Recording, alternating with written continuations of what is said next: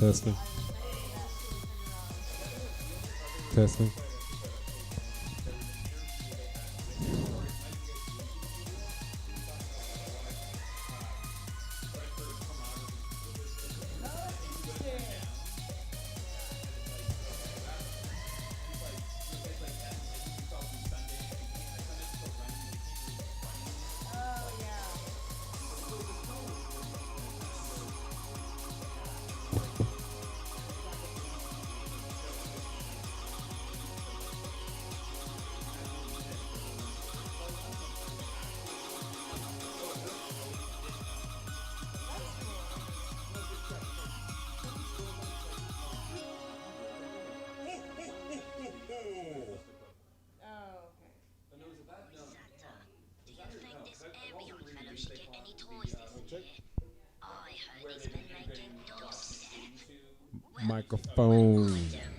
Microphone check. Yo, yo. Would it be like, oh, you rapping today, huh?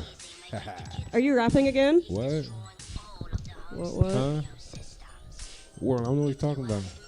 Mississippi? Yeah. Anyway, so if you listen to the podcast, too, the podcast is really good. Anyway, sorry.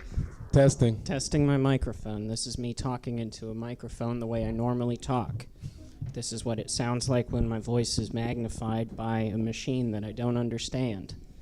I'm going to continue talking. Does this sound okay? Oh, hey, is it my turn to talk? Because normally I just talk over people when it's my turn to talk. I don't wait. I'm rude like that. Like every good white man. Yes. Makes for good podcasting. Who waits? Oh, yeah. Yes, nothing better than having one person shout over everyone else.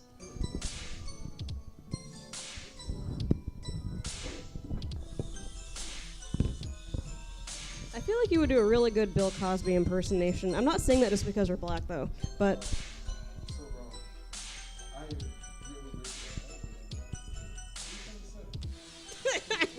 Now, when you say impersonation of Cosby, what are you going for there? Yeah. I meant more like the general way of speaking, not that you're drugging women. But I didn't get a drink, though, if you'll notice, just to be safe. So you're thinking more sweaters and pudding pops. Yeah. Okay. Yeah. Can you tell young black people to stop sagging their pants? Because he's a big fan of that, too. Who's sagging their pants now, Bill? Bill.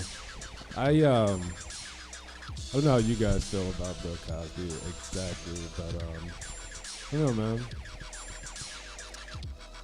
Can't forget the legacy, but I get it though. Ghost Dad. Remember Ghost Dad? Go stab. Did he stab someone too? No, Ghost Dad. Oh, Ghost Dad. I thought you said no. Yeah. Yeah, I thought he died and then came back. It was a. Would you want to be on this show sometime, Steven? Okay, cool. What's your last name? Langston? Okay.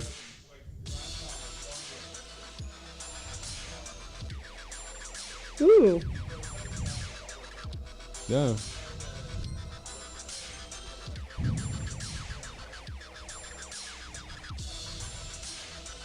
Stories, nonetheless. We like stories. That's what. That's what this is. You know what?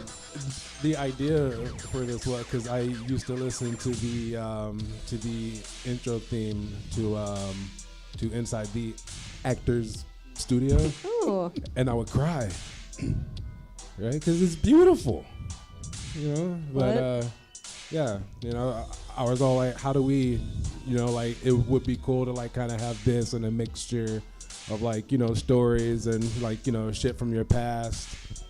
Yeah. Get to know you guys. That's it.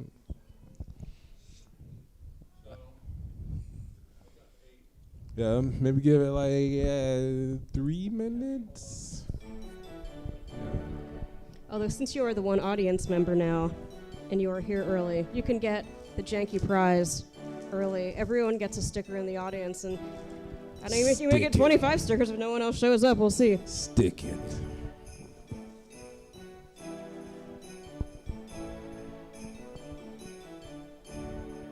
So is Watchmen done? It's done for this season. Yeah. Yeah, and then they're debating doing a spin-off with Laurie Blake, too. Is the Watchmen series better than the movie? I think a lot of things are. Okay. Because I didn't care for the movie all that much. Yeah. Okay.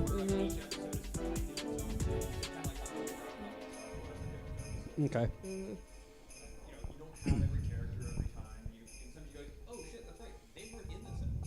Mm-hmm.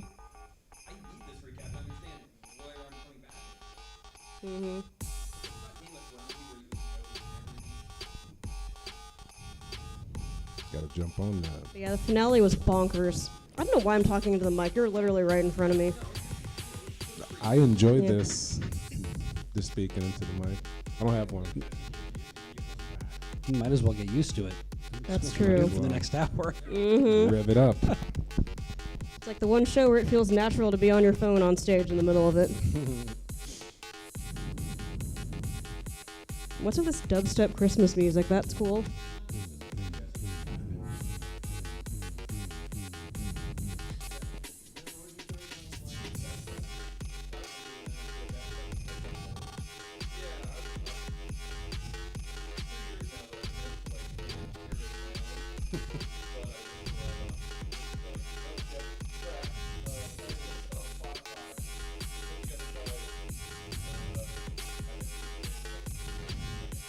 Oh, dang.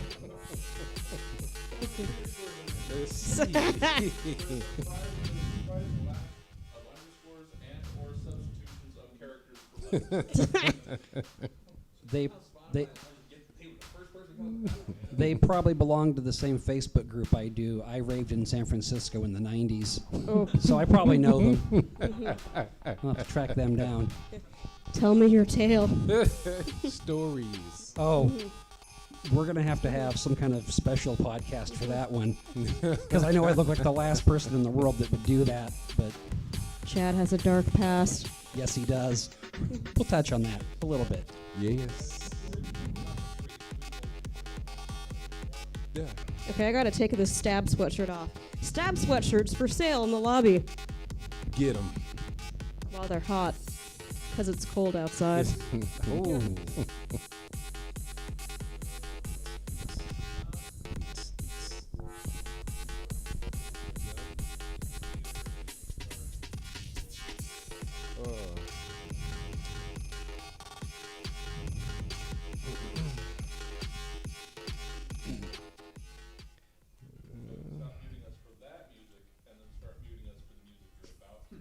Well, all right.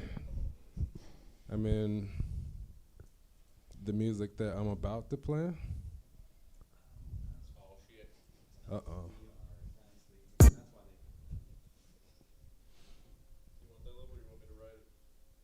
Let's see. Should I? Is it okay?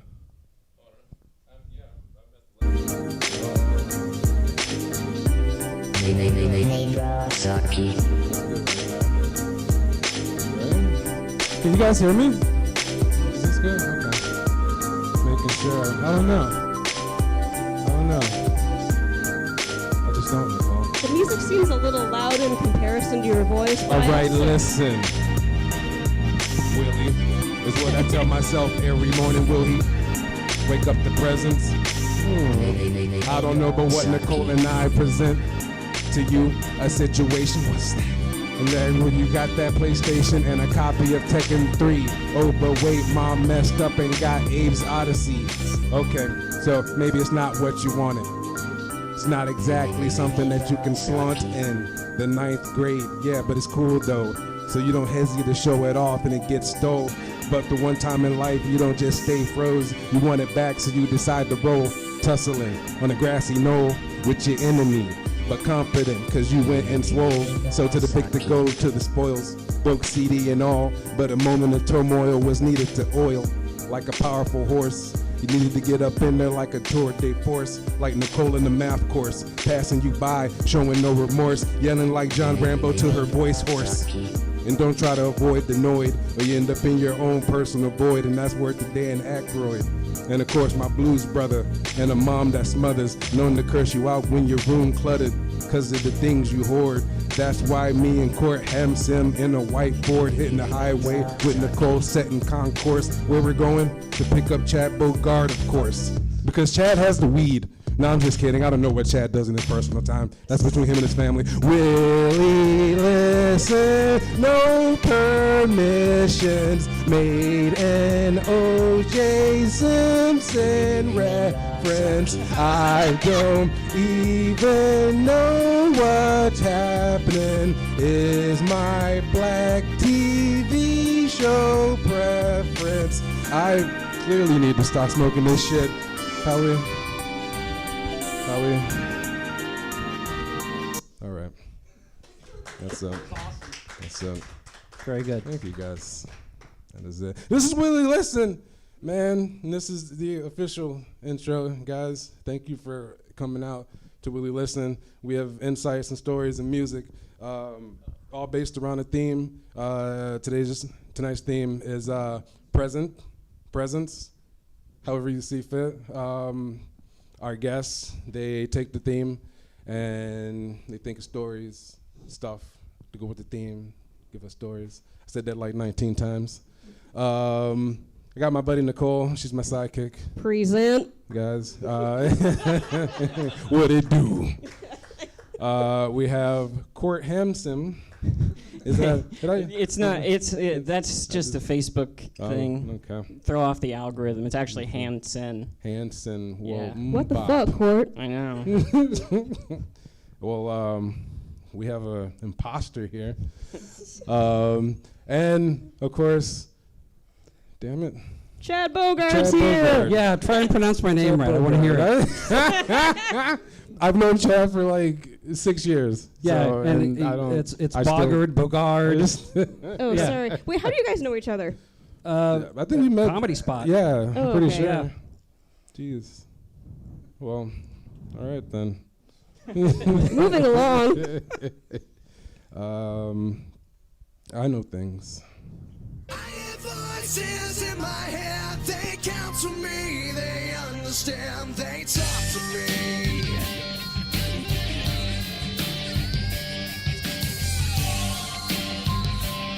Wish we had some pyro in there. Sparkles. Yeah. And a half-naked muscular man coming down the runway. But I did bring some tights though. oh, Is this your bad experience with glitter? no, it's not. I don't have time for that one. I think we do.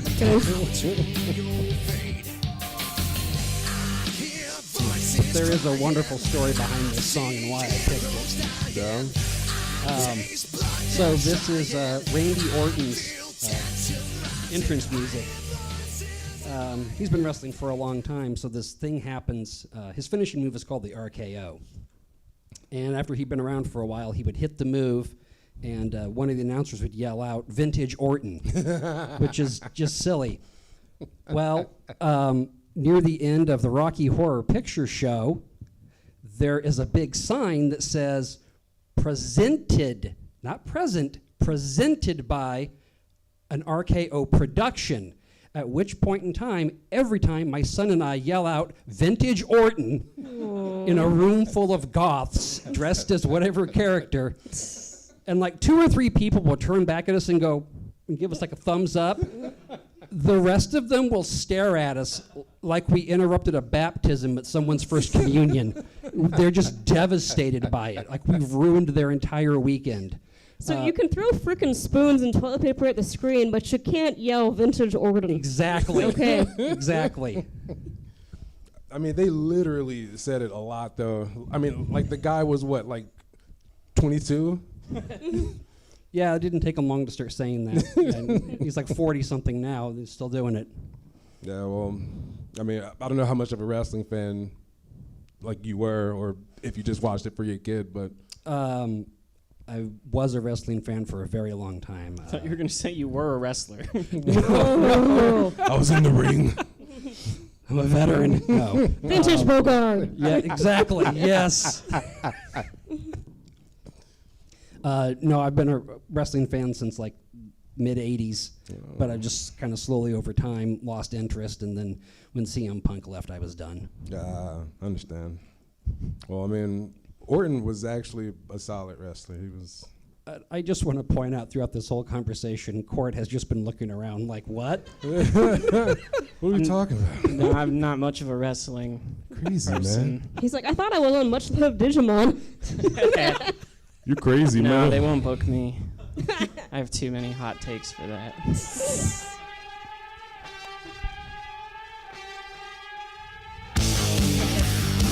is one of my I don't know. Is it?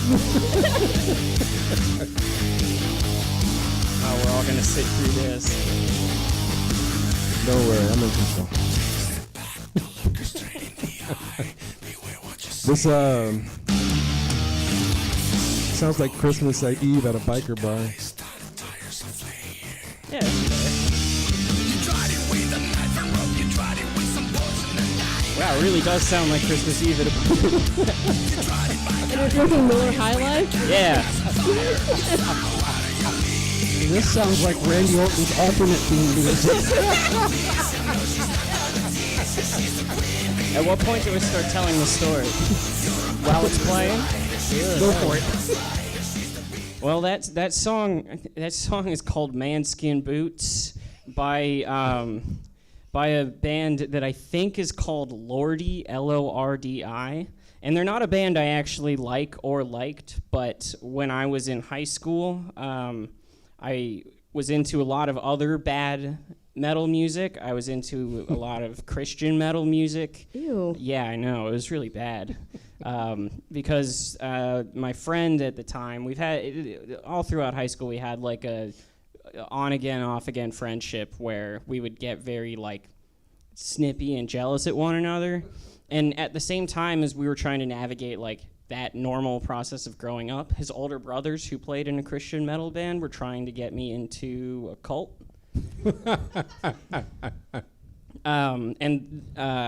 So that added a lot of like tension, I think, to our friendship. But one of the nice things that my friend did for me was on my birthday, he bought me just this random CD that was in not like a jewel case or a digipack. It was just in like a paper envelope. And it was that CD, and he bought it like he did not know what was on it. He did not care what was on it. He just saw that they were a bunch of goofy-looking guys in masks and thought it would be funny. And so that was like, we had a good time laughing about manskin boots. They sound like low-rent juggalos, honestly. I think that's kind of their thing. They're like a low-rent combination of like Guar and Insane Clown Posse. Are you sure he didn't get that CD out of a dimple grab bag? Yeah. That's what that sounds like. Out of somebody's trunk.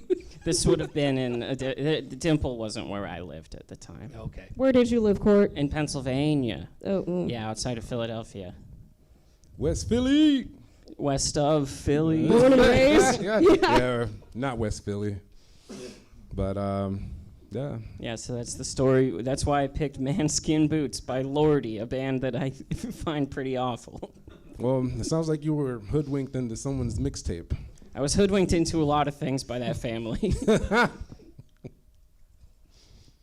Care Bears countdown. 4, 3, 2, 1. Who's that coming from somewhere up in the sky? I would Sounds like like Vaporwave. Sorry, I didn't mean to cut you off. I'm gonna look for that remix now. I'd actually vote you rap over this at the next show. Just when you think that Over trouble's to Care Bears. So fun fact, apparently Care Bears started as greeting cards, and the toys were originally released by Kenner, which is the company famous for having the original license to Star Wars toys. One person is nodding, thank you. I see you also watch the toys that made us. And they're also designed by the same concept artist who did Strawberry Shortcake. Really? And I guess when I was a kid, I used to like stand in front of the TV and do like the Care Bear stare. And anyway, so that's sad. So anyway. Those Care Bear cousins weren't shit. Damn, hot take. I'm just saying, like, is lions related to bears? Like, They're mammals. Well, if you think about genetics and how much DNA is shared, just I won't believe it. You're stepping into her territory. Be careful. She I lay knows awake this. at yeah, night. like, dude, we don't want to debate science with me. Look at my timeline for the past week on Facebook, and you'll figure out why. All right, Care Bear stare. Jeez. That's nice. Was that Disney, by the way? No, No. we couldn't afford the Disney licensing to play this at Stab. Yeah, It right. would shut this place down. Yeah, actually, my college marching band got a cease and desist order for playing a Disney song during a field show.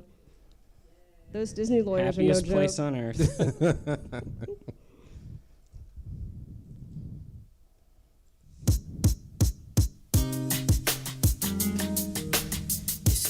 Who the hell is this? Usher, just kidding. What?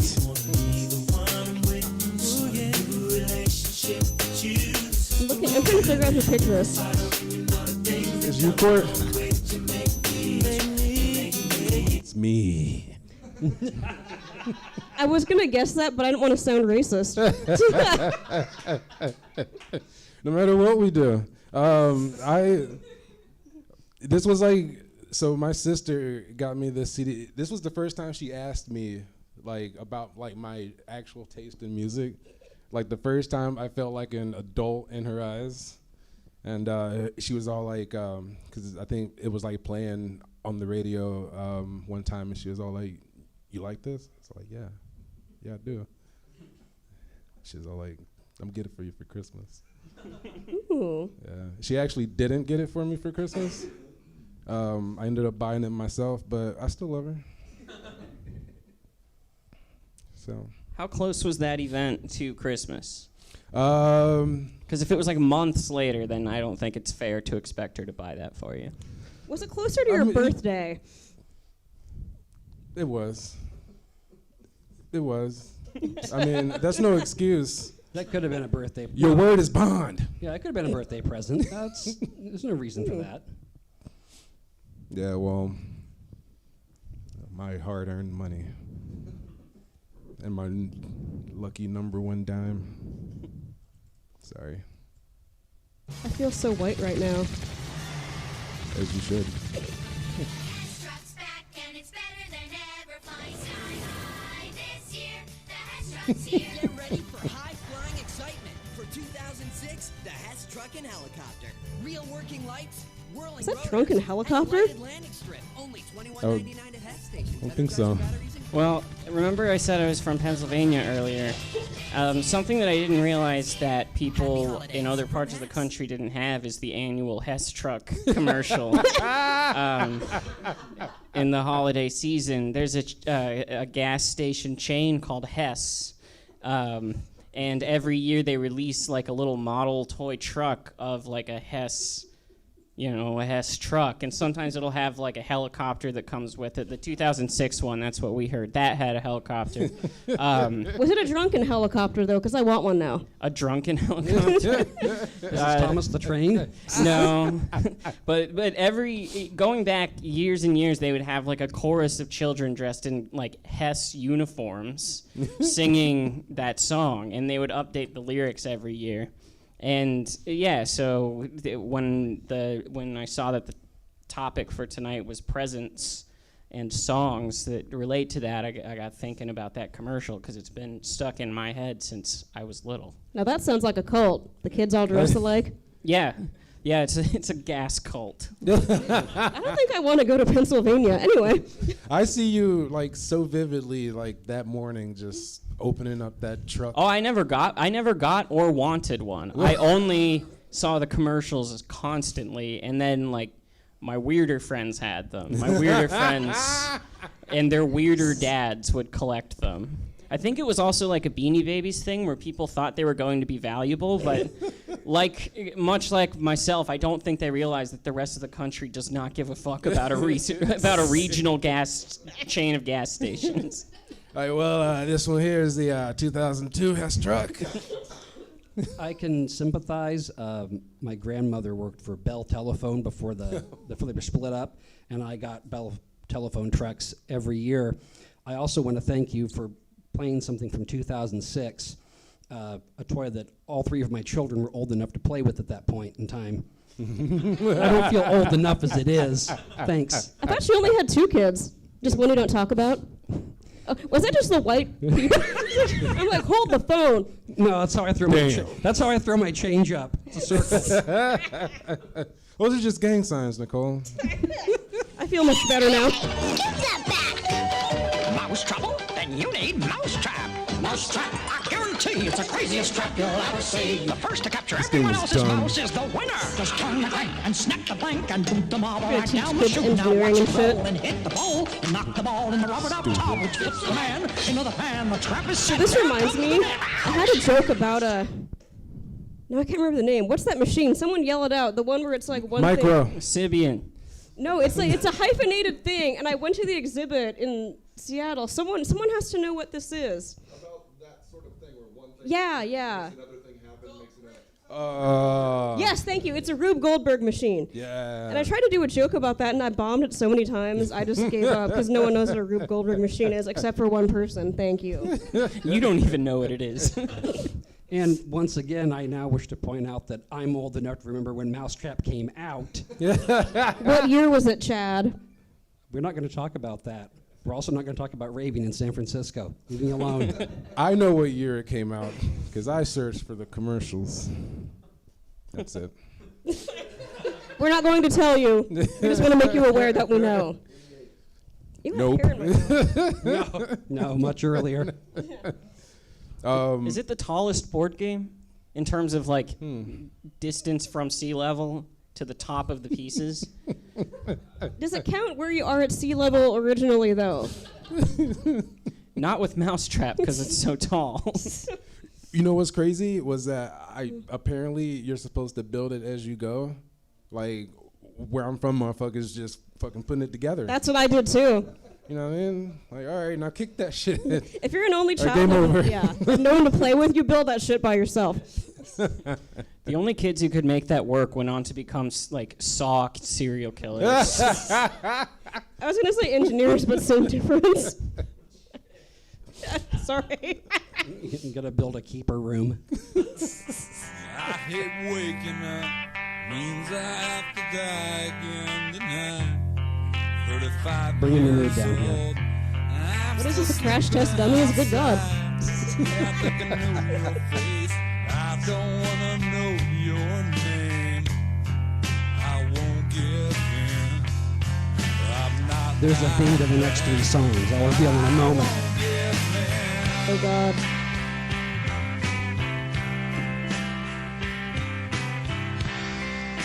Then I'll start my story after the next intense moment here. You say it's Christmas Eve. That don't mean nothing to me. Just another fucked up day. Now, this is a particular favorite song of mine. My next 3, there's a theme. Presents to me means giving, and these songs are involve not giving up, not giving in, and not giving a shit. So kind of following that. The reason I like that song so much is at the time I was working at Kinko's and being abused by the retail public, which is kind of what gave me the energy to go back to college and do that kind of thing. And that's about not giving up. Whatever your dream is, all of you, you're not too old. Trust me. You're not too old to flip it around and harass retail workers. You can do it. Is the manager available? Exactly. I am the manager, bitch. Who was that? Believe it or not, that was Everclear. I was surprised shit. too. Yeah, back when they actually wrote good songs. Back before everything was dun dun, dun dun dun dun dun dun. Like every song has that same shitty rhythm.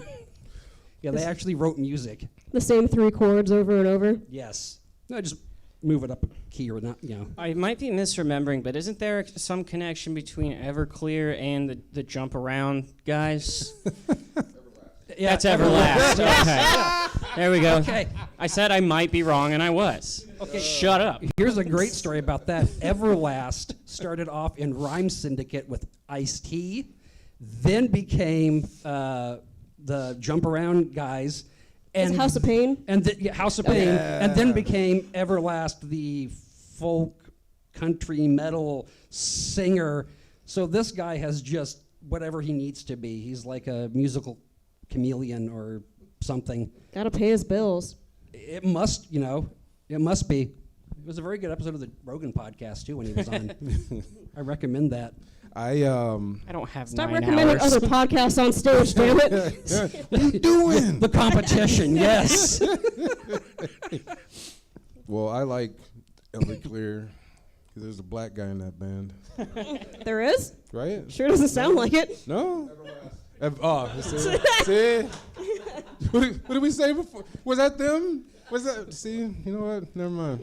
One of the bass players was Hispanic, so you're getting there. There's- I'll tell you. It's like, yay. Same thing. I'm I from, knew it was Darius. I knew I'm it. from Illinois. Good enough. This is why we can't have two white guys on stage. Brown is brown.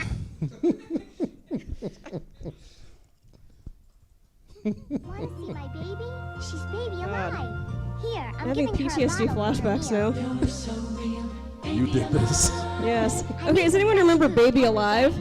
Okay, I begged yes. my parents to buy this for me, and we were so poor at the time. And I got it and immediately hated it because it wouldn't shut the fuck up, and that's why I never had kids. Anyway. Yeah, this shit was frightening. Yeah, it was Yeah. It was terrifying. it was worse than that talking dummy from the movie Magic. And I just made a reference that no one got. Yeah. You are correct there. Baby Alive is a really weird title for a toy. Yeah. Because the fact that there's an adjective there implies that there's also a baby dead. I would buy that. Out there. Well, that's what just a doll would be. But also, that was made by Kenner. Fun fact. Not That really is fun. They just had their hands all over the toy market. Hopefully not in certain places. Anyway, moving along. I got these sacks of babies, man. Where's Parker Newman when you need him? Anyway. I'm not going to touch that one. Parker? I wouldn't either. No, the joke about Parker.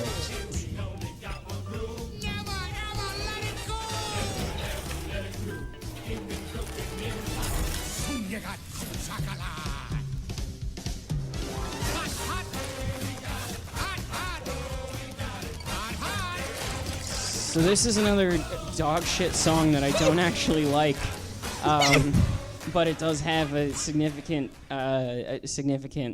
chunk of memory in my brain dedicated to it. So I dated one person all through high school and through the first year of college, and then That doesn't surprise me as much as I feel like it should. yeah, I'm a long-term person, but we don't need to get into that aspect of it.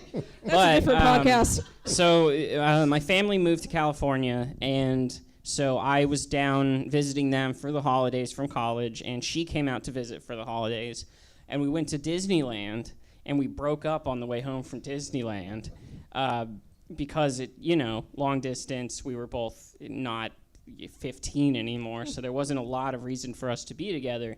But we didn't tell my parents about it because we didn't want to spoil the holiday mood. And so after she left and flew back home and stuff, and I was really devastated, my parents, this has only gotten more ironically funny with age. My parents, they're like, hey, let's go to SeaWorld. We got these passes to SeaWorld, and that's a sad place already. And so I've been through my first real grown-up breakup,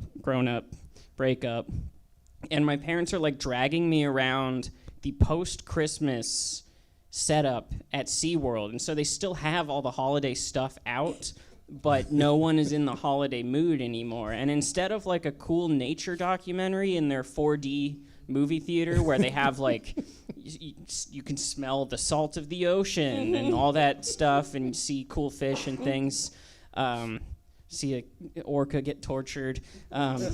Instead, they had the Polar Express experience or smell the magic or something like that.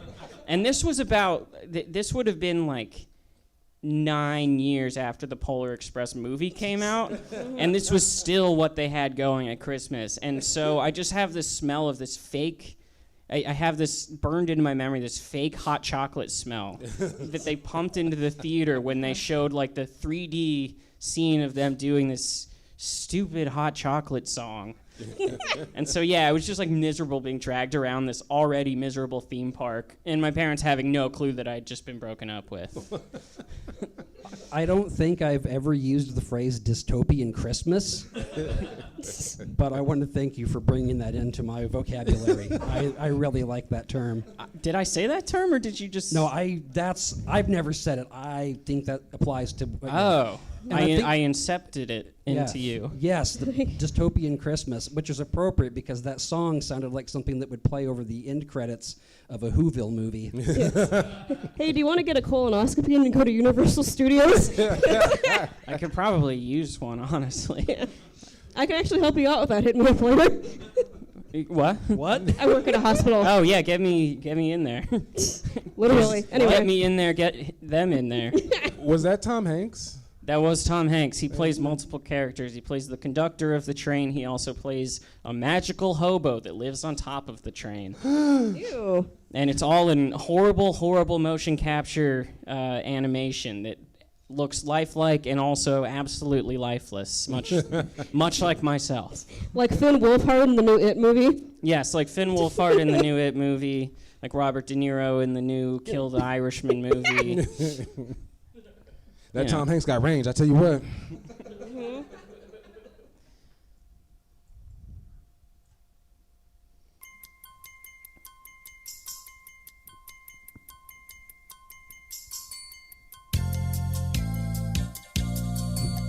More vaporwaves? This sounds like the intro to a 90s sitcom. TGIF. I wonder. My first guess is Punky Brewster. always count on me, and I can count on you. Did I pick this one? I forgot. Yes, Times, you did. bad times in between. My friends will see me Okay, I think I know what it is. Wait. We'll be sharing wonderful times every day. I didn't actually pick the songs. I told Willie to find ones based off my pick, so it was Is this not your pick? This is... Wait, Say hello to your friends. okay, yeah, that is. Say hello to Yeah, so these books were totally formulaic. The chapters actually follow like a set plan. Most were ghostwritten by people. My mom really forced me to like this because there was a Japanese character and my mom is Japanese. So I had this book where the grandma dies. It was depressing as fuck that I still have. But okay, anyone see that one meme where it's like they're all in Claudia's room for a meeting and like What the book series is this? Babysitter's Oh, Club. okay. And the book title is Claudia told everyone to take their fucking shoes off. I love Anyway. those pictures. They're like, I think they do the same for like Goosebumps as well, right? Yes, they did. Those are funny. Just like the fucked up Goosebumps. Yeah, like there's something in the basement, and it was like, oh, it's like no pets, 2 months rent and deposit, like $1,500 a month. Yeah. Shit's terrifying. So did they solve mysteries, the Babysitter's Club, or did they just babysit? There were mystery books. There were like 5 million spin-off series from this. Yeah, the Hardy Boys came from that, right? No, they predated the Babysitter's Club. Hashtag fake news. Just out of curiosity, were they actually solving mysteries or were they just walking in on their parents? I tried to block so many things out, and now they're all coming back.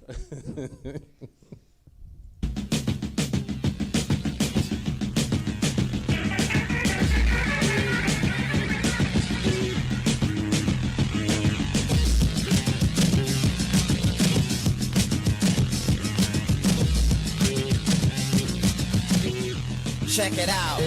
I've been waiting, playing for a long time. X amount of thoughts carried out in my mind. I turn on the TV and see crime. Script written diligently, been in on time. Push the power button, now to the power something. Open up my fridge and found nothing. Dip to my room with an aura of gloom. I don't think so. Wishing I That's could write I another was gonna I was say. going to say it. That's fine.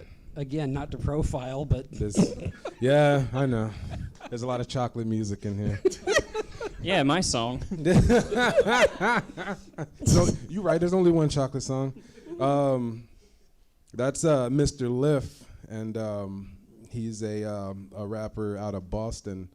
And this song in particular was actually featured in Tony Hawk's Underground. It was it like caught my attention, and so it made me think of my uncle on my dad's side, who I basically kind of raised me, and I bought this for him. I bought the album for him because he made me think of Mr. Liff. But solid rapper. It's intelligent brother who's tired of the system. What's Tony Hawk doing now? I hope he's okay. Yeah, he's doing good. He's tweeting, ain't he? He is, yeah. He's mostly tweeting about what it's like to be a middle-aged Tony Hawk. Like he said he was at the airport, and the TSA worker was like, "Oh, you look like Tony Hawk. I wonder what he's up to now." Did you do the thing where you would turn off all the songs except for the songs that you liked in Tony Hawk? You know what? Initially, no, but yeah. After a while, I was all like, wait. Once I discovered that, I did the same thing. I just listened to that Alkaline Trio song, Armageddon, over and over again, playing Tony Hawk's Underground. The Thug was tight, but I think that was probably the last, time, probably the Thug series that it was even a decent game at all. I agree. I mean, even Tony Hawk's Underground 2 was bad because they tried to make it like Jackass or Viva La Bam. Yeah, and those guys are skateboarding affiliated, but if you're playing a skateboarding game, you want to do skateboarding tricks. You don't want to play as Wee Man and ride around on a mechanical bull. And now that I'm saying that, that's all I want to do in a video game. Could I play as Preston Lacey? Because then I would play the game. Was Preston in it again? I don't think he was. So, yeah. That'd be awesome. Phil was in it. Bam's dad, Phil, was in it. I don't know how big the same skateboard thing would have to be, but like a surfboard with wheels. But real life tricks, man. I'm so confused right now. I'm sorry. Video games. Video?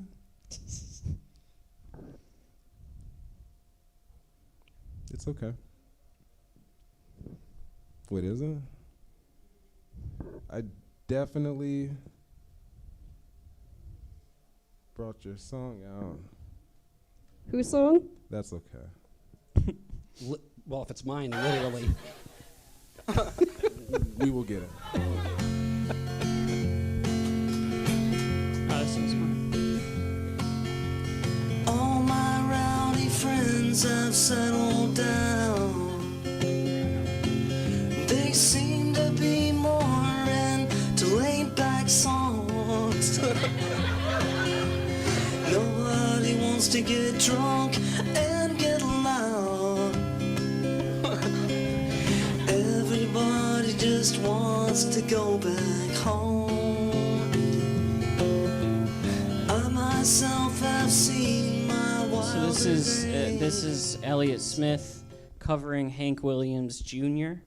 I picked this song because after some goofy irony song choices, I wanted to be earnest. And when I was towards the end of high school, my family went on a trip to Disney World, not Disneyland, where I was broken up with. Disney World. And I was still being a moody teen, and so I didn't want to hang out with my family. And this is back when the Disney Pleasure Island attraction was still open, which was a shopping center and nightclubs and stuff for adults. They served alcohol. They had a comedy club with some really not good improv at it, bad improv, believe it or not. Who books that room? Just kidding. It's closed now. But they had a Virgin Mega store, which I had never seen one of those before. And they had a little book section. And there was a photography book about Elliott Smith, who's a musician who died 15 or so years ago. And my parents offered to buy it for me. And he was someone that I had pretended to like a lot because like I knew that cool people liked him, but I hadn't actually listened to him.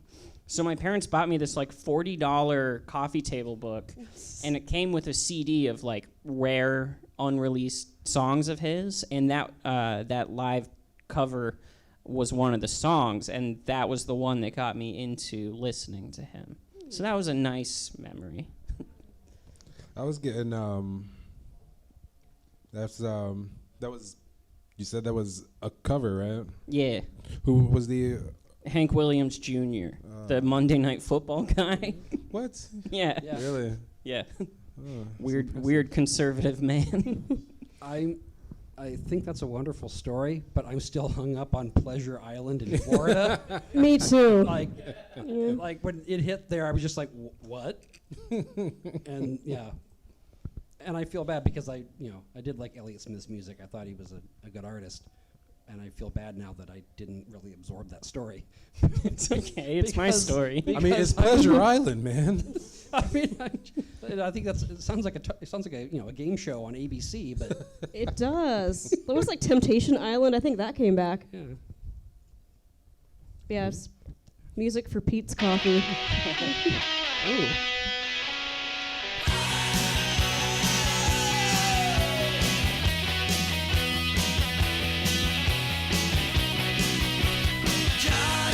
What a mess on a ladder of success. Where you take one step and miss the whole first run. Dreams unfulfilled, graduated unskilled. And Pete's been cotton and waiting to be forgotten. Wait on the sons of no one, bastards of young. This is one of those songs that I feel people can't appreciate when they first like it until they reach a certain age. This song and Once in a Lifetime by the Talking Heads, you don't really get what the artist is saying until you get to a certain point and go, oh, yeah, that's what they meant. So are you saying it's not the same as it ever was? No, that was awesome, by the way. Thank you. High five across the stage. All right. Sorry, Court. It's okay. It was like Bush vibes. That from also them. sounds like something way different. That song vibes. is probably from, I think it was the mid-'80s. And there's so many cool things around it. Like, they were contractually obligated to make a video. So the video was just someone's arm over the back of a couch with the stereo over here, and he's smoking a cigarette. That's the video. It's like, you want a video? Here.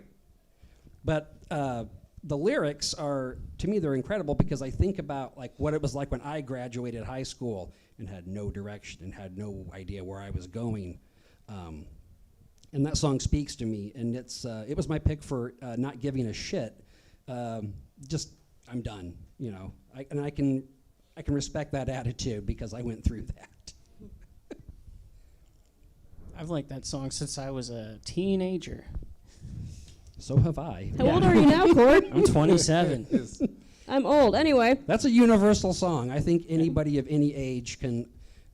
It's a good song, but again, you hear those words, and after a time, especially the last verse. I'm not going to sit here and sing the whole last verse for you guys because I can't sing, but if you ever get the chance, I highly recommend Bastards of Young by The Replacements.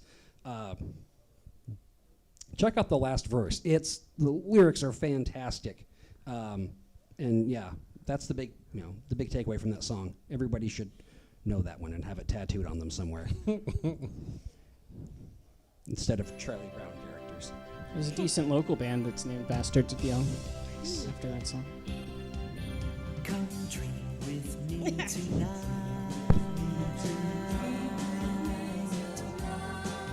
Let's go to far off places and search for treasures bright. wait, is this my song? This is yours. Okay, I'm going to interrupt real quick. I have a friend who is in Mexico trying to smoke weed without a pipe, and he's trying to make a pipe out of a potato, so I just wanted to share that with y'all. But anyway, so was that My Little Pony? No, that was Teddy Ruxpin. Oh yeah, also kind of creepy as fuck. Anyone see AI? Yeah, that was both sad and creepy. But I guess there was a TV show too briefly, and like that meme about putting an Ozzy Osbourne tape in it. I had one, don't know why I wanted it, didn't really do anything, kind of a weird toy. What was always nice with Teddy Ruxpin, my sister had one, is when the batteries would start to go and the tapes would play at about 3/4 speed. That was always a fun. Where was the satanic panic about that? Yeah. Get it out. It sounds like Hal from 2001. Exactly. And then we went to the woods. Yeah. But my favorite Teddy Ruxpin thing is there was an episode of Tales from the Crypt where one of them came to life and chased the family through the house, like ripping apart furniture and scratching them. And Well, now I gotta watch that. yeah, go find that one. It's great. I've seen the Simpsons Treehouse of Horror that parodies that. I didn't realize it was from Tales from the Crypt. No. Or it might have been Tales from the Dark Side. I don't remember. I like Tales from the Dark Side better. Joe Hill wrote a book of scripts for an unproduced Tales from the Dark Side reboot. You all should buy that. It's also in comic book form. Anyway, moving along. Who would win in a fight between Teddy Ruxpin and Snuggles the bear? I feel like Snuggles has some shit up his sleeve. No? He does, but I mean, Ruxpin's solid. I mean, he's got the tape thing and the support and the batteries. He probably just pulled if he pulled his batteries out and hit him, he'd die. Yeah, if he can get them. I think we gotta go Snuggles. I feel like, though, Teddy Ruxpin's kind of like Soundwave from Transformers. Like, looks cool, not super useful. All of a sudden, he's throwing a Jaguar, Rumble, and just guys are popping out of him. Yeah, I think you guys are right. I think Snuggles probably fights way too clean.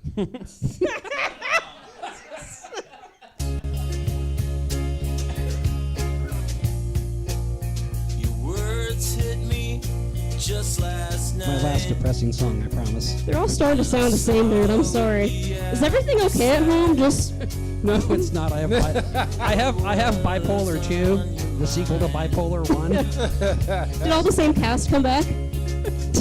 Why don't they call it bipolar? That's what the drugs do. This song, I used to play music and write songs, and nothing I could ever write could match that song in terms of what it means to me. I spent 7 years chasing the same woman who actually ended up introducing me to the woman I married to in an attempt to get rid of me, I guess. So It's like when you're being chased by dogs and you throw like meat behind exactly, yes. Or you and taste for blood, Mark. right, you and your friend are running from zombies and you trip them and wave goodbye. So my wife and I proposed. We're going to get married. Everything's great. The night before my wedding, I do the stereotypical bachelor thing, strip club. Is this a glitter story? It's part of the glitter story, yes. And then my friend, who I, whatever, been chasing all this time and now I'm done with, picks me up at the strip club and we go have a drink at what used to be Bobby McGee's. That's how old I am. And then she decides we're going to stop by her place on the way taking me home, which is nowhere near where I live. And then she proceeds to offer herself to me by walking out in white lingerie. And my first thought was, you've had 7 years to do this, and you picked tonight. And that's why the moral of that song is not giving in, because that was the golden opportunity. And 23 years later, here, my wife and I are still together, and everything's great. Thank you. Stronger man than I. And I'm not going to say I haven't thought about it, just a little bit, but yeah, I think it worked out. Human, man. You know what I mean? She sounds like a drag. That lady, not your wife. I'm sure your wife is lovely. My wife's awesome, yeah, but that particular woman now writes, how do I put this politely, teen sex novels, where everyone's like 18 to 20 years old, and they, for some reason, they're all on horse ranches. And yeah, I don't know what's going on there. That market really took off after Twilight. Do they fuck the horses? No, that's a different set of books. If you want to talk to me after the show, I'll finish the glitter story, and then we can go into that. Got volumes on volumes and those.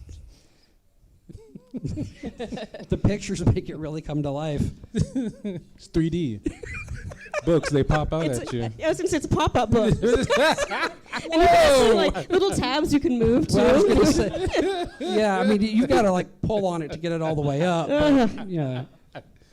And you can't get it to go back down. Yeah, Sorry. good luck closing that book. It keeps going.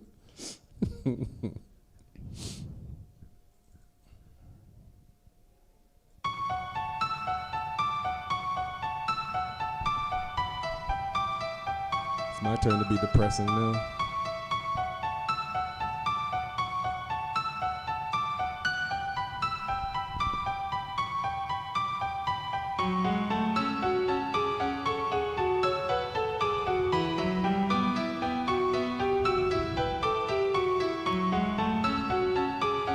Is this from a video game? Correct.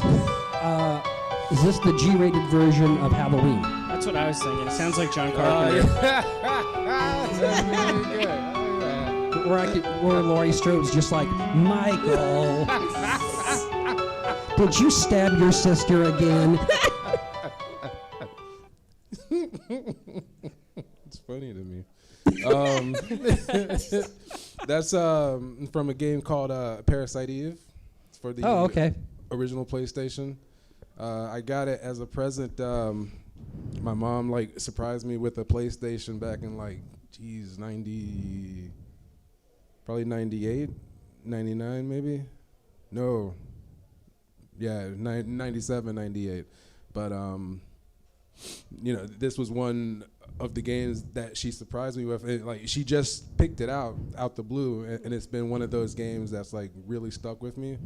This track in particular, because at the time we had just gotten the internet, and you know, I was the only one that knew things about anything as far as like tech goes. So you know, I was able to, you know, set up my mom's America Online account for her, and you know, bypassed a few things, and you know, I was able to surf freely, and I got my first internet girlfriend. You know, that's real serious, man. Are you still on speaking terms with Chuck? No, actually, Chuck and I are. Chuck's not allowed on computers. I mean, look, how the hell? I very yes. Chuck's probably doing 15 to 20, so I mean, I'd say Chuck, probably more like 8 to 15. Me and Chuck loved each other, all right? But no, I was like legit, like I'd play this and like, you know, be all like me and my lover. Was that game like one of the like fucked up Japanese horror games? You know what? Low key, yeah. Though it was just RPG. So, but that wraps up Willie Listen, guys. Wait, Before we go, usually I give out a janky prize at the end, but because it's Christmas and I feel giving, everyone gets a little janky prize. You all get a sticker except for Steven. He already got his. You get a prize. So you get a prize. Court gets a sticker. Thank you. And then everyone in the audience, come get your stickers. So we're here every third Friday of the month at 8 p.m. We're also going to start selling shirts, so hit me up if you want to buy one. And thank you, everyone, for coming. Yay, Merry Christmas, or whatever. Thanks, guys. Give it up for Stab, too. Thanks for Stab. Thanks for Yay, Jesse. thanks, Stab. For holding Jesse, it down John. behind the scenes, guys. Thank you.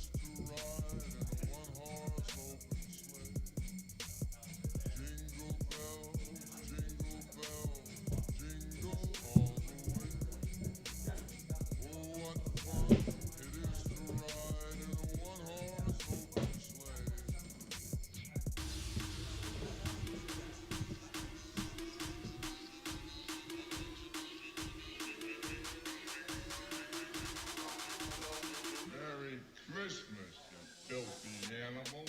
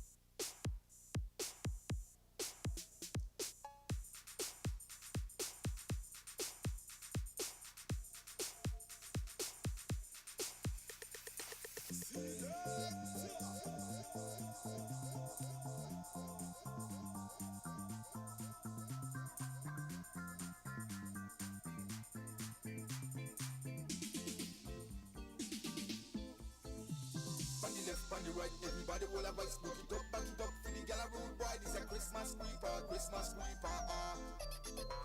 Over the limit, over the border. Coffee touch the Check, check, check two, check two. Christmas sweeper, Christmas sweeper. Check one. All right, we're still in. For the gal a rude boy, this a Christmas sweeper, Christmas sweeper.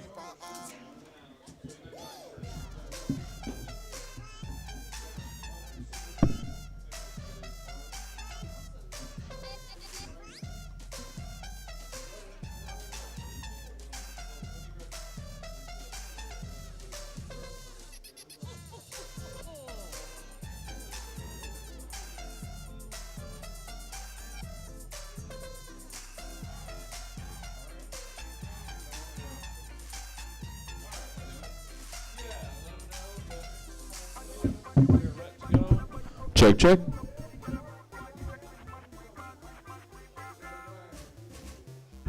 Check two, two, two, check.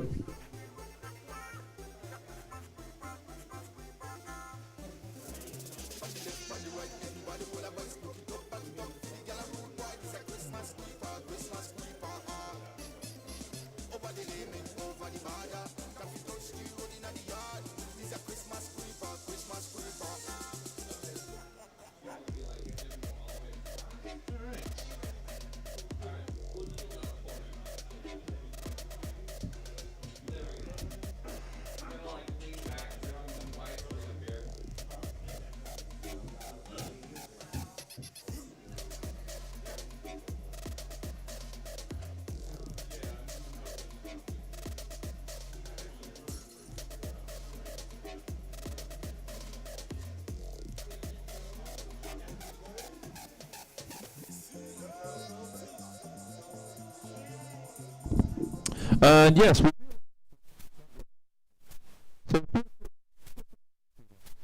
Fine. Because I don't know that you can actually tuck your feet under a seat. It's that close. So, get cozy. We got a lot of folk.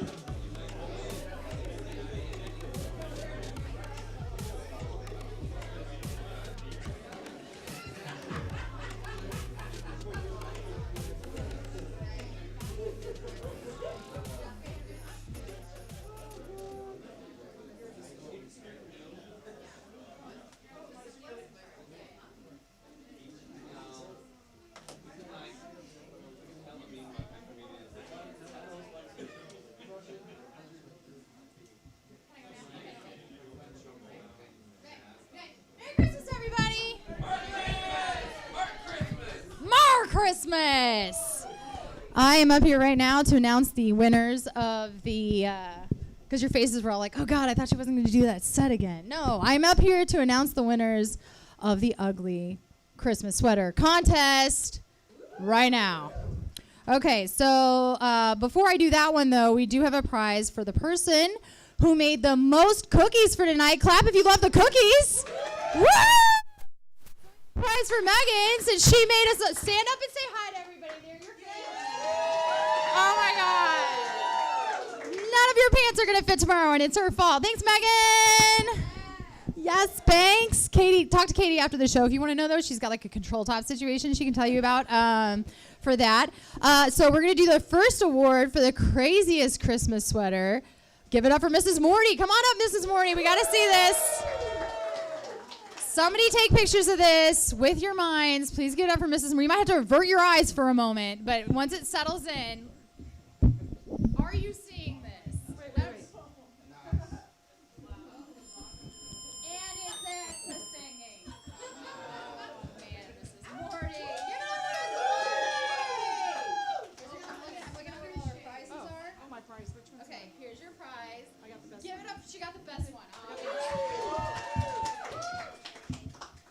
Now the next awards category goes to the funny. Okay, just so we're clear, I'm Catholic, and I think a lot of stupid things are funny as a result. But Aurora wins for her depiction of Santa and Christ in a snowball fight. Bring it up here.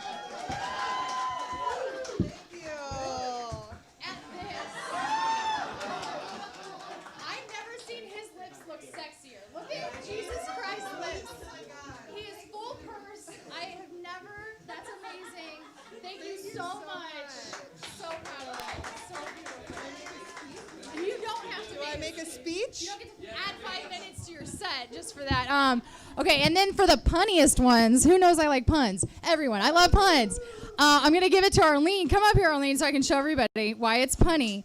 Arlene's sweater is winning for the punniest because it's Christmas kitties and ornaments because they're Catholic. Because they're There you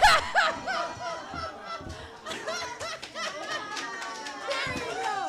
Funniest one. It's so funny. Thank you, one person, for being like, it is a pun. I appreciated that one person. Okay, so if not everybody got their hot chocolate, we'll bring in some more hot chocolate for you and some cookies. Thanks, Megan. And then we're going to get the comedy started, I think. Maybe. Or are we running out of space? If anyone has this, there's one spot right here. Kind of. Does that? Oh, Cha-Cha's giving up her seat over there. There you go. Nicely done. We're squeezing in. We're being very, okay. Good. There is one dog in here also. In case you didn't get to pet a dog today, there's definitely a dog. It's $4 a pet. Definitely put some money in the tip jar for give it up for Laura for giving us all of our hot chocolate and treats. Thanks, Laura. She'll also give you a White Claw if you give her $4. So that's also an availability. Nick, you all right? Yeah. Okay. Oh, sorry, Nick. You get a prize too for the most adorable Christmas. I forgot. It's in my pocket. The most adorable Christmas sweater. Stand up so you can show every. Oh, here you go, Nick. And thanks, Nick, for sitting in the front row. Laughs as loud as I do. Okay, now are you guys ready? Do you need more cookies? Yeah.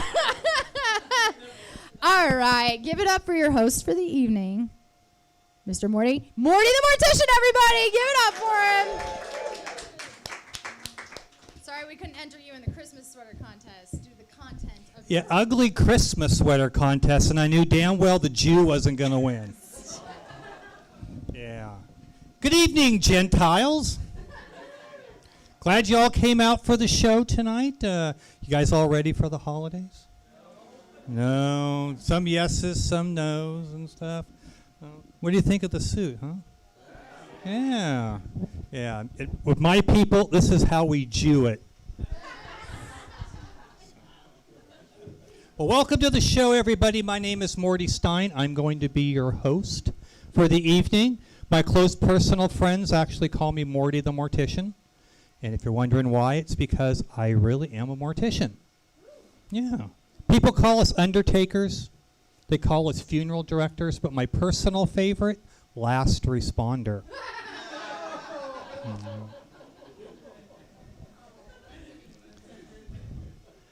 Performing at a show at the Punchline last weekend. After the show, this lady came up to me and she says, "Hey Morty, what's the weirdest thing you've ever come across directing funerals?"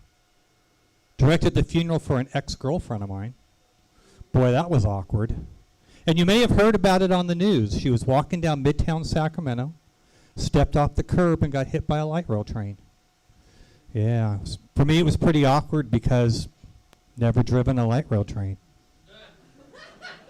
Yeah. Once when we were together, she got really mad at me. She said that I was invading her privacy.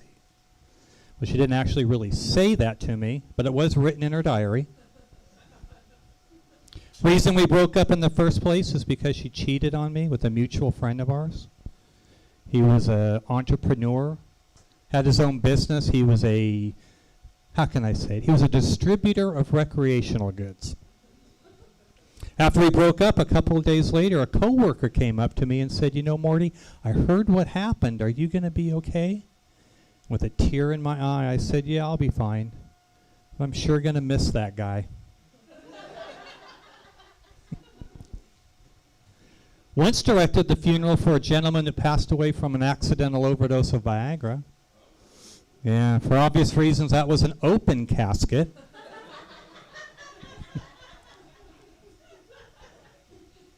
Wow, death by Viagra. What a way to go, right? You know, when I die, when it's my turn to go, I want to die doing something heroic. I'd like to die doing something really manly. Something heroic like saving an entire family from a burning building. Something manly like dying while running with the bulls in Pamplona, Spain. But with my luck, I'm probably going to trip over my dog and choke to death on gummy bears. But if that happens, just say, "Hey, Morty was killed by bears," and leave it at that. Hey, here's an interesting fact for you. Did you know that when you die, your brain continues to function for several minutes after you die? First time I heard that, I thought, wow, that's fascinating. Because think about it. If you die and your brain continues to function, you may not even know that you're dead, right? Then my second thought was, wow, that's fascinating. Because that's the same thing as when you're stupid.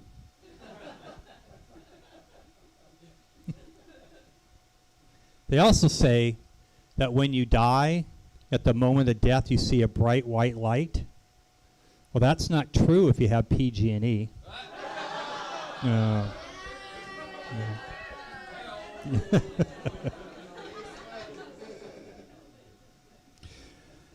Some people say morticians have no sense of humor. I actually disagree. When I'm at work, I like to put the fun in funerals.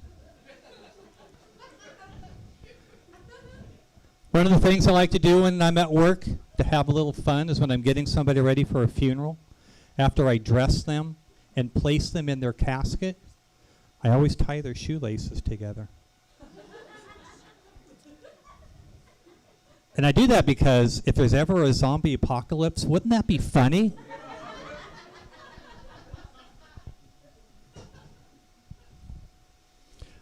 When I'm not traveling around doing comedy, I do have other hobbies that I like to do. I play a ton of golf. I collect vinyl record albums, but my favorite hobby is trying to answer life's most important questions. Questions like, if Will I Am from the Black Eyed Peas dies, would his headstone say Will I Was?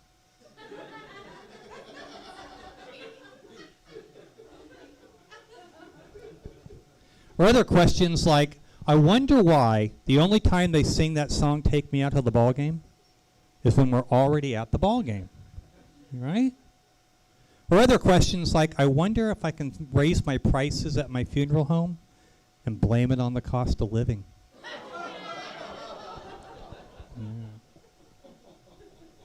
So before I was a mortician, I was a stay-at-home son. I know some of you are laughing, but hey, it has its advantages. It really does. I had this uncanny knack of getting my mom to take me out to lunch and getting her to pay for it. One day I talked her into taking me out to lunch, and after she got done cutting my meat for me, she said to me, she says, you know, Morty, since you asked me to go to lunch, I think you ought to pay for it. And I said, okay, well, just reach down next to you and hand me my purse. In my family, I'm the youngest of 6, so that makes me the baby of the family. That has some disadvantages. I remember once as a little kid, my brothers and sisters dressed me up as a dog and left me in front of a Korean restaurant. That wasn't very nice. That wasn't very nice. My oldest sister, she lives here, actually in Elk Grove, not too far from here. And she lives in Elk Grove with 2 little ones. But she is getting implants, so that's going to change.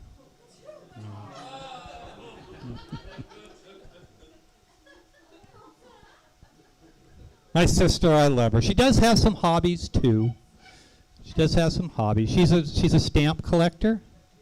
Food stamps, but I don't judge her.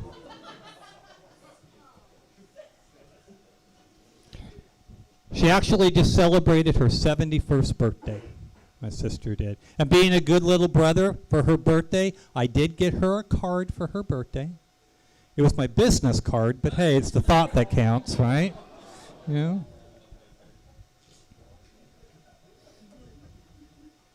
Mrs. Morty is here tonight. Yeah. Yeah, won the sweater contest. Is that great? Mrs. Morty and I actually just celebrated our 29th wedding anniversary. Yeah. Yeah, thank you. For our anniversary, we didn't do anything special. We just went out to dinner to my favorite restaurant. But check this out. After dinner, she opened the car door for me. Isn't that romantic? Yeah, would have been more romantic if we weren't flying down Highway 80 at the time.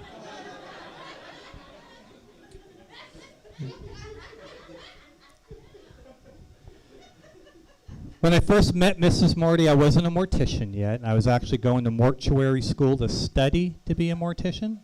And I kept asking her out. She kept turning me down. I think at one point her exact words were, "Over my dead body." And I couldn't figure out why she was sending me mixed signals.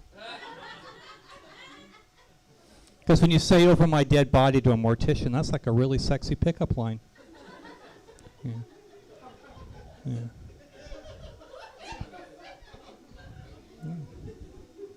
But she did agree to go out with me because she found out that as a mortician, I can get makeup at wholesale. Yeah. Yeah.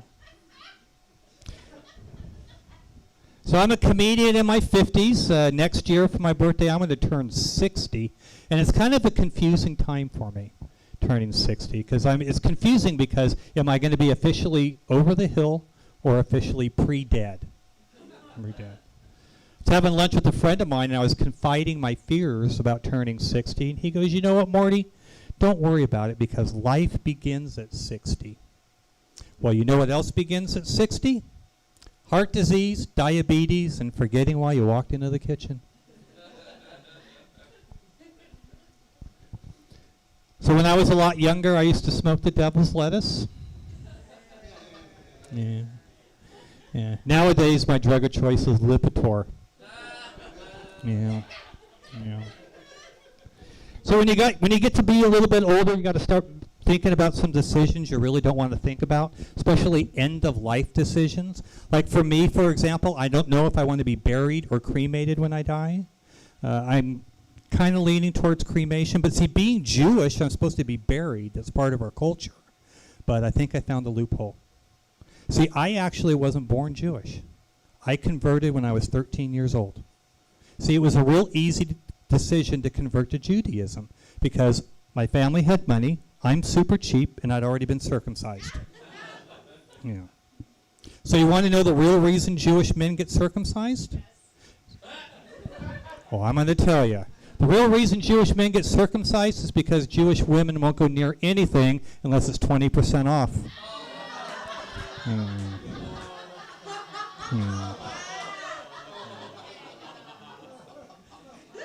You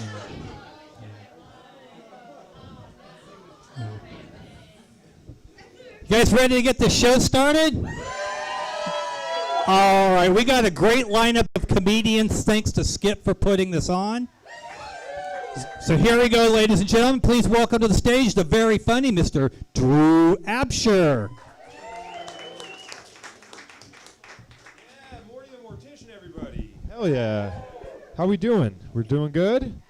Nice. I am not feeling so hot, so if I start like getting the chills on stage, I'm not going through withdrawals. I'm just like need some Dayquil. So don't worry. I think I'm an ally. I like to call myself an ally to like feminists, but one of my friends told me that she didn't think I was. She said that she thought I was a toxic man.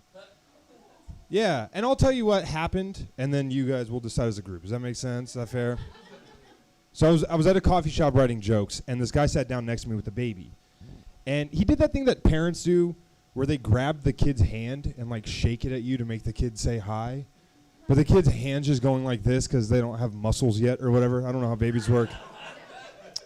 And so the kid's just shaking like this. And I thought he was going through withdrawals. And I was like, man, no, I'm kidding. And so I try to like make small talk with the kid. And I'm like, how's it going, buddy? Which is not a question the kid was nearly capable of answering. God bless you. That's who gave it to me. I'm like, I'm trying to make small talk with the kid, and I asked the dad, I'm like, how old is he? And he goes, he's 7 months. And the kid had really curly hair, and I have curly hair when I let it grow out, so I'm like, all right, we're finding common ground. And so I said, oh, man, his hair's so curly. And the dad goes, yeah. And then I don't know why, but I looked the dad right in the eyes, and I said, you know what they say? Curls get the girls. That was the douchiest thing that could have left my lips in that moment. I don't know why I joined a fucking frat all of a sudden. And who the fuck is they? I've never heard anyone else say that before. I was putting that on other people, but this guy knows I'm just Dr. Seussing and patriarchy, just fucking coming up with limericks as I'm walking. And the dad was as uncomfortable with what I said as I was, and I could tell because he did the only thing he could do in that moment. He just looked at me and went, what? And here's where I think the toxic man kicked in, because I couldn't let him alpha me in front of his own kid. I like couldn't let it happen. So I was just like, you heard me. Backpedaled out of the coffee shop. I know. I hate myself. I do.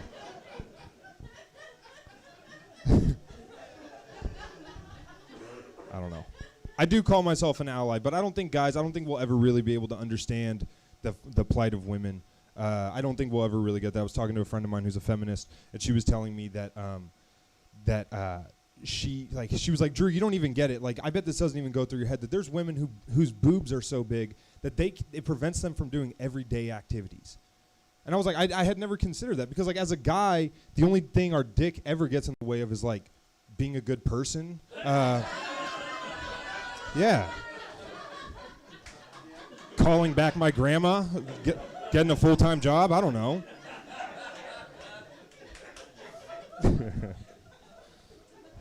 Man, I'm glad you guys are on board with that one, because that is not funny if you guys take it seriously. I'm having a good week, man. I got recognized the other day. Just a big moment in every performer's life. Every time someone recognizes you. I was walking down the street in Midtown, and I had my headphones in, and this guy stops me. He goes, hey. And I take my headphones out, and he goes, I recognize you, man. No way. This is crazy. I recognize you. And I go, oh, hey, how's it going, man? I'm trying to be like humble, even though I'm like bubbling inside. And he goes, your name's William, right? And I'm like, nah, but I got a face that looks like a lot of people. So I'm like, nah, it's Drew Absher, man. Nice to meet you. And he goes, oh, never mind. You look like this really famous cellist that I like.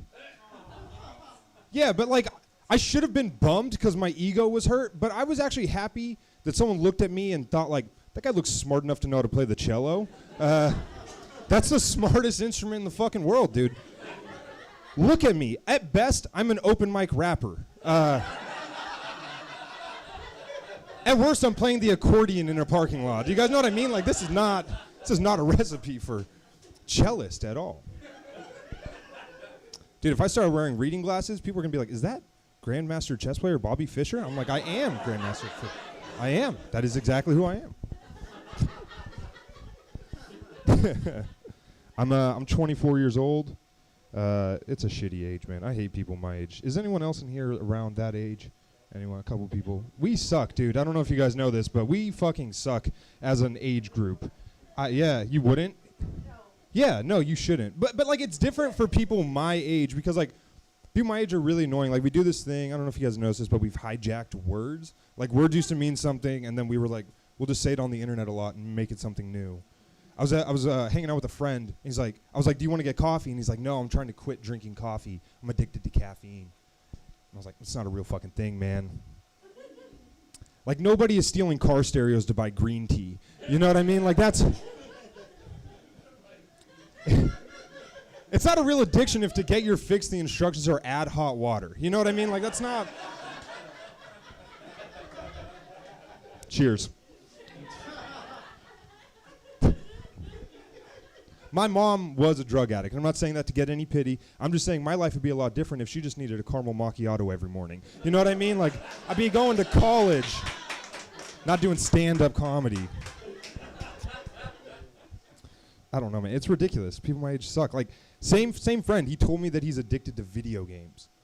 Do you realize how fucking disrespectful that is? Like, go to a 12-step meeting and tell anyone in there that you're addicted to playing video games and just see the fucking confusion on their face. Like, you haven't played enough Mario Kart yet to start believing in God again. You know what I mean? Like, it's a different fucking thing, man. Just let it be a different thing, you know? I don't know. People my age aren't all bad. We do some cool stuff, right? We brought measles back. That was cool, right, guys? You guys missed measles, didn't you? We brought it back. I actually had to unfriend a guy on Facebook earlier this year because he said that he wasn't going to enroll his daughter in the 7th grade in California because the vaccines it takes to get your kid into public school cause autism. Yeah, and I'm like, look, I'm a straight white male comedian. I'm pretty hard to offend. But I got offended. I got offended by that because, like, I know a lot of people with autism, and I can say with 100% certainty that every single one of them is better off than anyone who got homeschooled. Holy shit. You ever talk to one of those fucking weirdos? Jesus Christ, that is... It's not their fault. We don't parents your entire upbringing, you know what I mean? Just your parents uploading their shit into your brain, and then you got to go to fucking basketball practice and talk to kids, you know? Was anyone in here homeschooled, I should ask? No. The great thing about asking that question to crowds is even if someone in here was, we'd never know, because they never learned how to raise their hand. Yeah. Yeah. I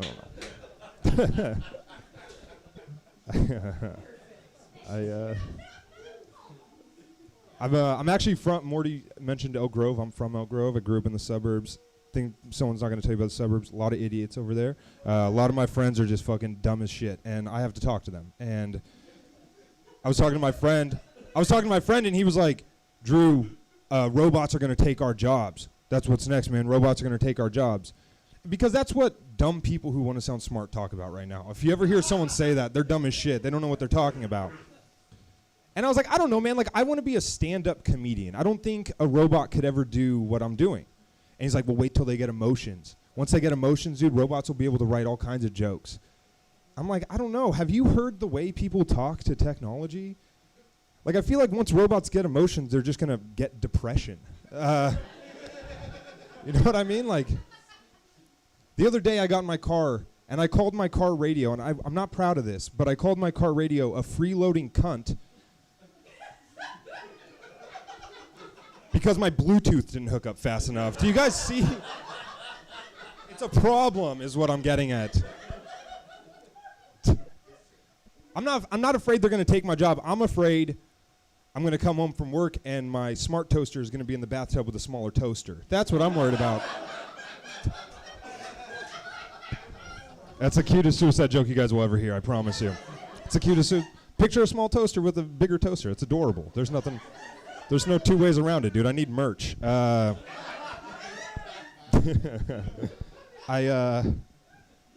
This is pretty cool, man. My dad's turning, and I'm not making this up, my dad's turning 50 years old tomorrow. It's pretty big. It's big in our family. And but I'm not really excited for it because my dad's at this weird point in life where he's just got like that old man anger bubbling out of him at all times. Like, and it's a bad time for that to happen politically. Like, I can't tell if my dad's like going through a midlife crisis or if he's like really turning more Republican. You know what I mean? It's kind of up in the air. And like, it sucks because like he'll get mad at me for shit that I have no control over. You know what I mean? Like, he got mad. He started yelling at me in our living room the other day because he's like, Alexandria Ocasio-Cortez wants to tax people who make $10 million 70% of their income. He got mad at me for that. And I know what you guys are thinking. No, neither me or my dad are economists, so we're not even qualified to have this conversation. But we're white guys. We'll figure it out. And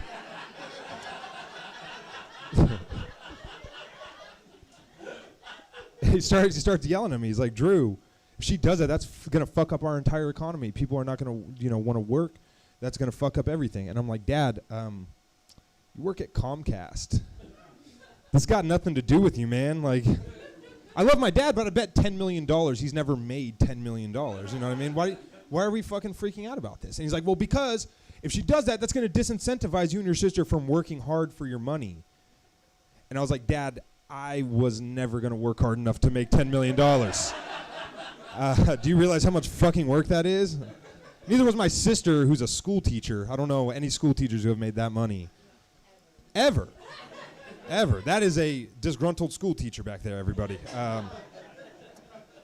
And then I feel like I got him on the ropes a little bit because he started like trying to turn it into like a proud dad moment. He's like, Drew, well, you're getting good at stand-up comedy. If you keep getting good, you never know. You might make it in Hollywood, man. You can make that kind of money. And I was like, I don't know, Dad. Like, if I ever make $10 million from like making fun of homeschooled kids in front of a group of strangers, I think the government deserves at least 70% of it. That's my opinion. That's my time. You guys have been fun. My name's Drew Apsher. Come on, keep it going for Drew Apsher, ladies and gentlemen.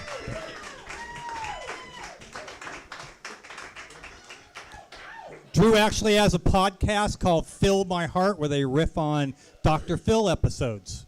So check it out on iTunes or wherever you get your podcasts at. It's really funny. Check it out. We're going to keep the show going right now, ladies and gentlemen. Make some noise as we welcome to the stage the very funny Cha-Cha.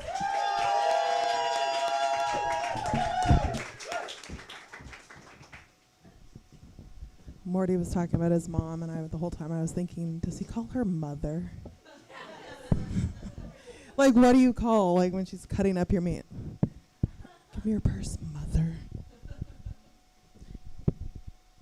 So I didn't have a Christmas sweater for today's shindig, and I went on Amazon and I bought one 2 days ago, and Prime is a farce, and they're lying to all of us, and 2 days used to be 2 days, but apparently it's now 4 days, and now I have a fucking errand I have to run because I was literally going to buy that one that says Go Jesus, that fucking Skip Bacon, sorry. So, unless we want to do twinning.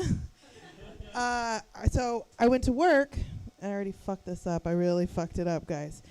I went to work, and my coworker, who's a much older woman than I am, she said, oh, I saw your Facebook post that you're looking for a fucking Christmas sweater. She didn't say fucking. I just say that when I'm nervous. There's a leaf on this. And I was like, yeah, I need something. She goes, oh, well, you can have mine. And the woman literally took this off of her back. Like, that is the most cliche, nicest thing a person can do. She was like, and my sword, my bow, and she was like, and my Christmas sweater. But I already fucking did this shit to it, so that's really nice because I got to give it back to her. And it smells like her. And she uses rose perfume, which tells you how old she is. Like, come have a sniff, anybody. It's like English rose. It's very nauseating, but it's cool. So, you guys want to talk? I feel like the cool substitute teacher. Hold on. Hey, guys, let's rap about math. I can't follow that up because I'm really bad at math. Like, really bad. Like, it's actually a phobia of mine. I have to do shit at work where I'll like help these college students close up their merch and shit. And they're like, oh, can you check over my math? And I just look over, I'm like, this is at UC Davis, so of course they're way smarter than I am.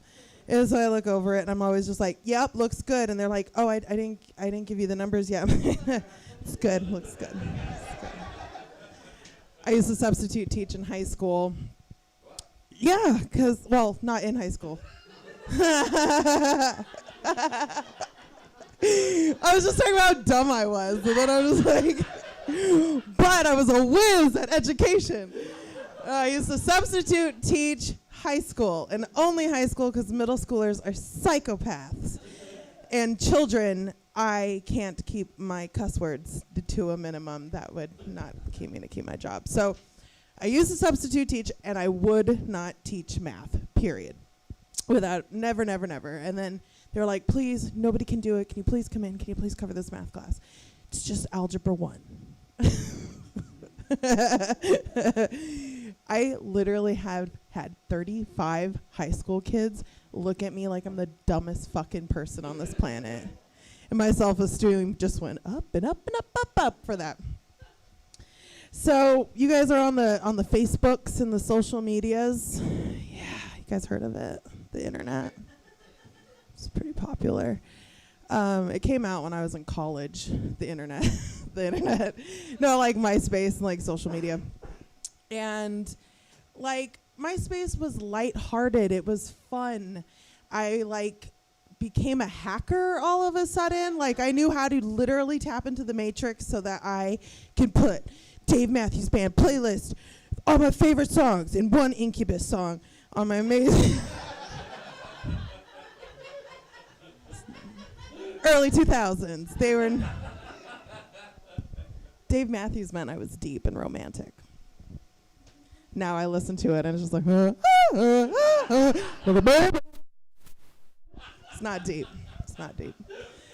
But Facebook was fun and it was lighthearted. I would take like surveys and you would answer all these questions and they'd be like, which Melissa Joan Hart character from a Hallmark movie are you? And then it would be like, you're all of them because they're all the same fucking movie.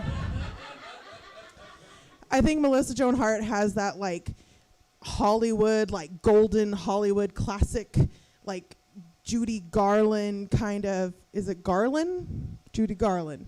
Garland. Garland? Garland. I think she has one of those like old-timey contracts where they're like, listen here, Melissa Joan Hart, you need to do 500 Hallmark Christmas movies and we're going to feed you with diet pills and barbiturates. It's like, in this movie, she has a bob haircut. In this one, she's got highlights, but it's the same fucking movie. And I know because my mom obsessively watches those movies. But you take those fucking quizzes and you're like, okay, like I learned something about myself. It's like insightful. The other day, I saw a quiz pop up on Facebook and I was like, oh, this is fun. This is a great way to spend some poop time. And it was like, what fingernail like shape represents you and what does it mean about you as a person? I'm not kidding you guys. Okay. I am gonna fucking pull it out because this shit's ridiculous. I'm like, it's the Catholic way. Okay, so let's rap about this. Okay, so we have 4 choices here. I like that we're a small crowd. You guys could like legitimately see. Okay, we have 4 choices. I am choice number 2. Okay. Hear this shit, dude. It's fucking weird. Cha-Cha's choice reveals that she is stronger and smarter than anyone expects her to be.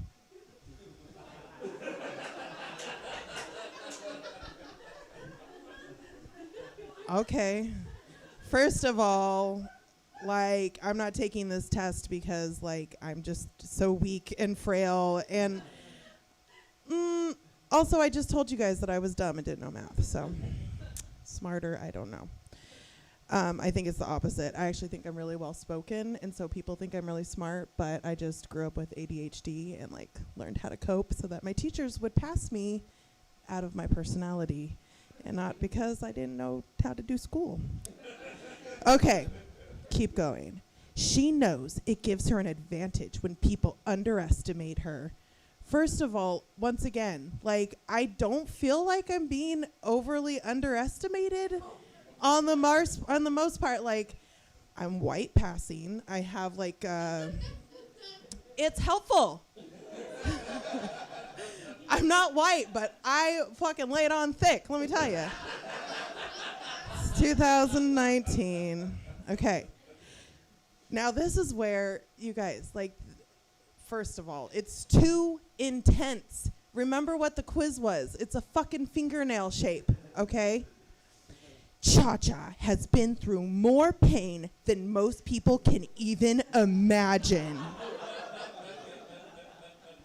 Like I'm like a victim from a Saw film.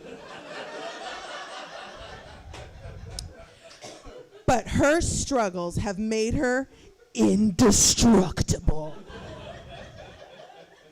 In a world where Cha-Cha has stiletto nails and her bones are made of steel. Okay, that's ridiculous. It's fucking ridiculous. Okay. So, yeah, okay. So, struggles have made me indestructible. Okay. No one should ever mistake Cha-Cha's kindness for weakness. First of all, I'm a bitch. So, that's not correct.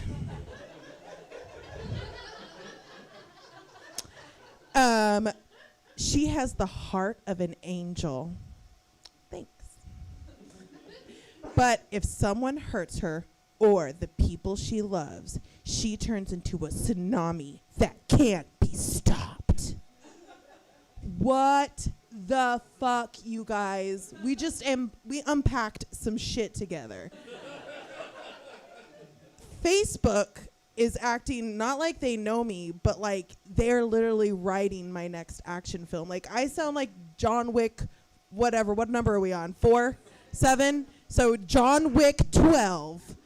That's it's like, in a world, she has nails. She's indestructible. She had weaknesses, but it's that she's smart, and you shouldn't underestimate her. And now she is a tsunami of fucking revenge. You guys, I just wanted to know what the fuck my nails mean. It's too much. But really what they mean is that I am currently not dating any females. Cause you wouldn't want to put these in a pussy, no. A pussy, no. A pussy, no. All right. That is all for me, you guys. Thank you so much.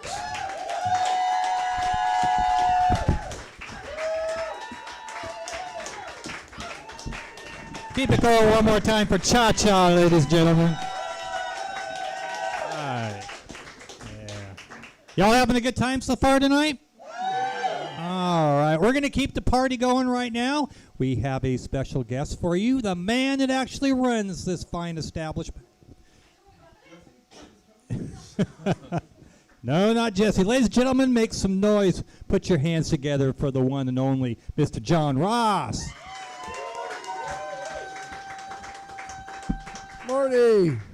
He's a Jew. It's okay. So am I. I found out I was one too recently. A Russian Jew. I am. Don't let the sweater fool you, everyone. My life is falling apart right now. It's good. Oh yeah, that's good. That's good. I am divorced. Everyone, ladies and gentlemen, whoever, yeah, whatever, whoever has the softest hands at this point, whoever wants a shot at healing this heart. Good luck. It's good. I had 3 kids with one woman. Yeah, thank you. And then one with another. So, yeah. That's fun. The hardest part about going through a divorce is having to tell the kids it's not their fault when it totally fucking is. Oh, you don't know them. Okay. Like, it's not their fault that it's their fault, you know, but that doesn't change the fact that it's their fault. Like, they're the reason, you know? All I'm saying is sometimes businesses go out of business because of the shitty employees, you know? Nothing to do with the management. I talked to him like, look, guys, me and your mom, we argue about time management and money. Take some responsibility here. You're kind of part of that equation, you know? Well, I'll let you go back to sleep in a second. Just...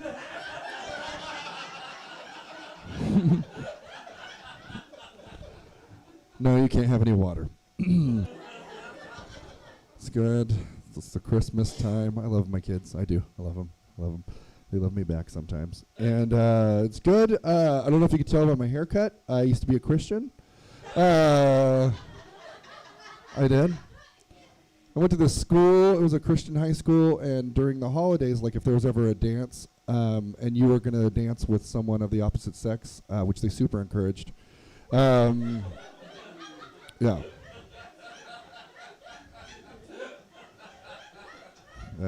You had to keep a Bible width between you and the girl you were dancing with. So I bought the Bible on CD. Because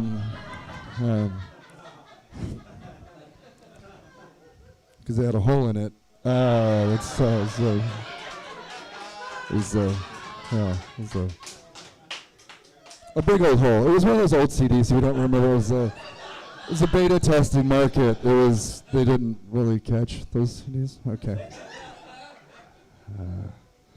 It's good to be here. A lot of rules in the Bible. Leviticus, we've heard of the book of Leviticus. A lot of laws that basically any sin you did, there was an animal sacrifice currency trade that you would have to kill something in order to be atoned for a sin. And so it says in Leviticus, if a man spills his seed, you know what I mean, right? If it falls on the ground, that he has to kill 2 pigeons in order to atone for that sin. That's the exchange rate, right, for spilling your seed. And I'm just glad that's like a Levitical law and not around like when I was a teenager, because I would have put the common city pigeon on the endangered species list. I think it would have been. I was a busy boy, you know. Would have PETA would have been knocking at my door like, John, we know you're in there, bro. All right, come on, dude. We got homeless people in the park throwing breadcrumbs at each other, brother. We're like, where are the pigeons? Thank you. I just turned 42 yesterday. It's not that big of a deal. It's pretty good. I'm kind of concerned about it, though. Because I'm not afraid of becoming older. I'm just afraid of becoming elderly because I hate to garden.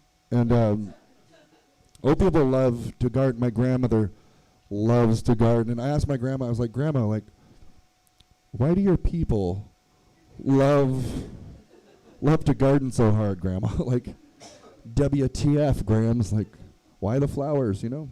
Why? My grandma's very sweet. She's like, John, we just like to see new life bloom and come forth. It's very simple. And I was like, really, though? Or are you just trying to get comfortable with the feeling of dirt? Because that's, the joke's about my grandma, everyone, not yours. You know, maybe it is. Fuck your grandmas. All right, let's bring up Marty the Mortician back on the stage. Let him.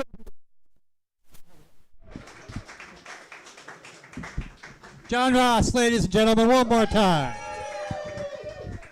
All right, coming to the stage right now. Put your hands together for the very funny Mr. Ferris.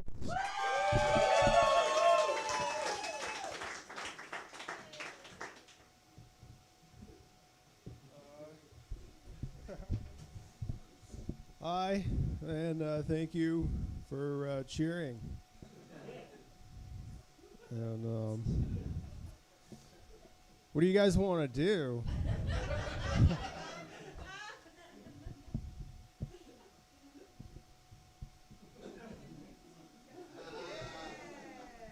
says it on the back too. I just wanted you guys to see how committed I was. What do you guys want to do though?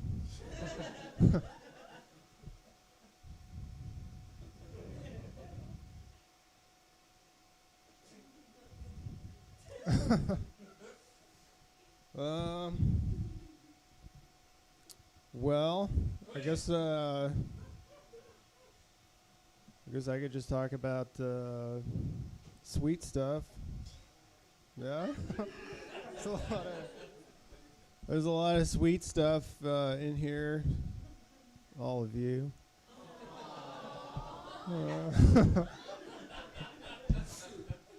And but I don't really like sweet stuff that much.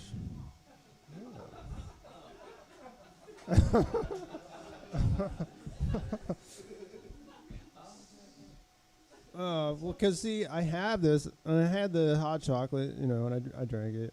It's not wrong with it. It's just I'm just never really. I don't have a sweet tooth. And then it's like I have this like candy cane thing with all the marshmallows and stuff. And I think I counted. I tried to count how many marshmallows were in here.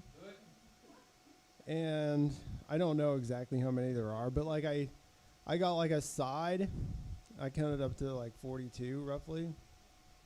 So I figure if it's like 3 thick, then that's like 120 something.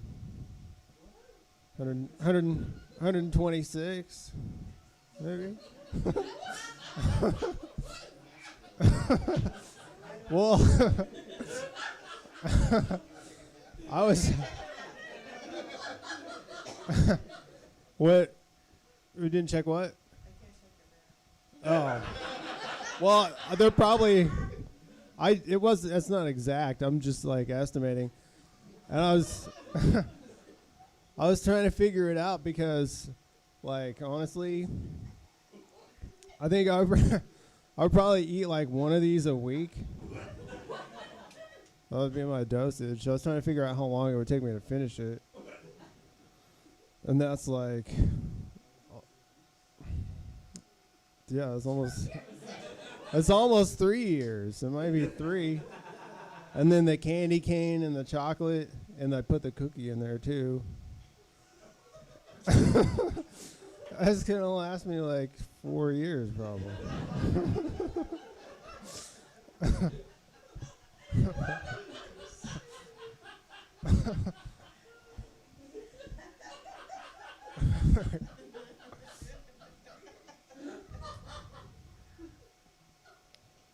I'll probably wait a couple of weeks to start because I had the hot chocolate.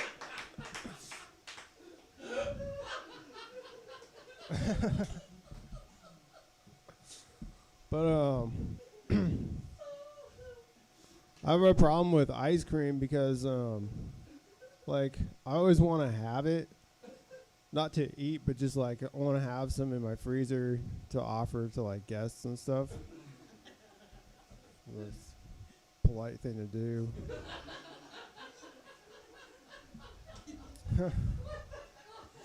But I never buy it because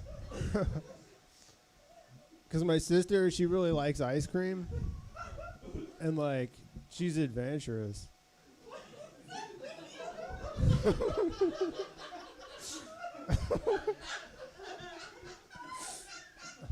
So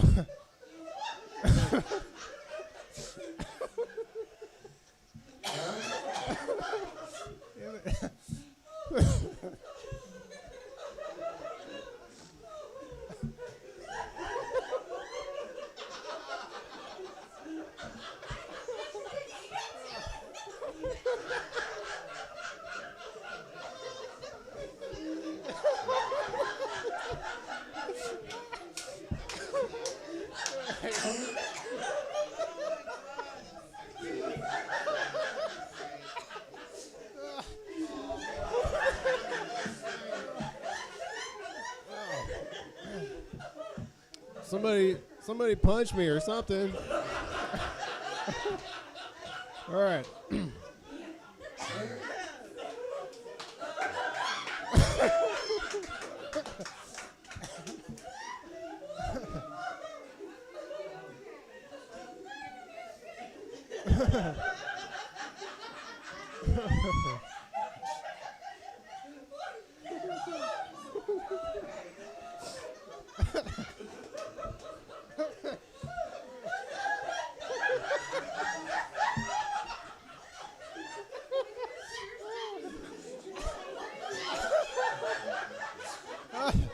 I'm only laughing because you guys are laughing.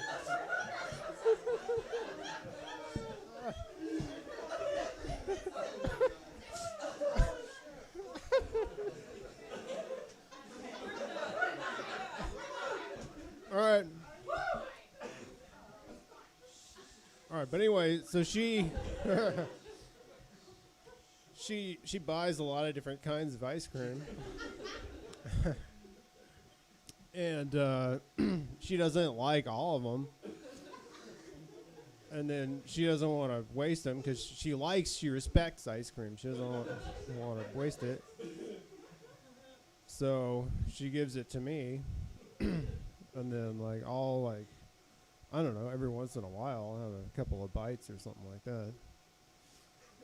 And, so I have a couple of cartons in my freezer right now that I think she gave me 2 years ago. And wouldn't that be great if none of the rest of this was funny at all?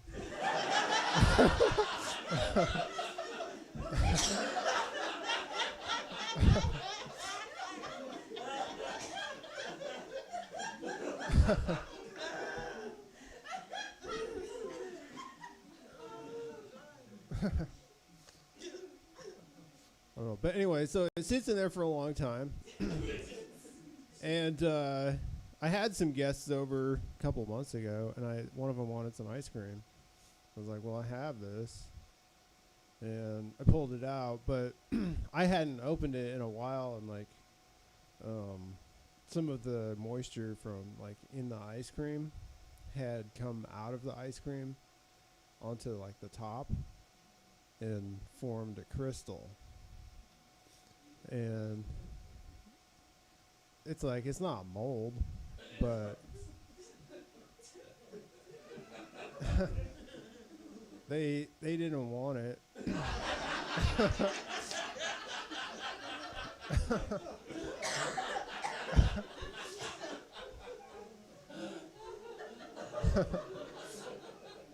I ate some of it to try to show that it was safe. And I even ate the crystal from the top. But they still didn't want any. And then, because I took all the stuff I ate, I took off the top. So then, because the top part, it got kind of it was like a skin, not hard or anything like that, but it was freezer burn. It had freezer burn. And I ate the freezer burn part. And they still, I was showing them, because then the part under that still looked like good ice cream. And they were still kind of it was touching the freezer burn part or something. I don't know. So they didn't want it. Anyway, I have to go. Oh, well, we'll have these memories forever.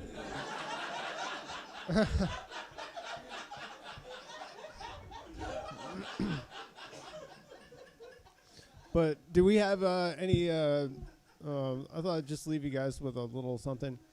Any marijuana people? Yeah. All right. I have a little song that I've written. Yeah. All right. All right. It goes like this. Smoke marijuana. Smoke marijuana. Smoke marijuana. smoke marijuana. I don't smoke marijuana. And that's it.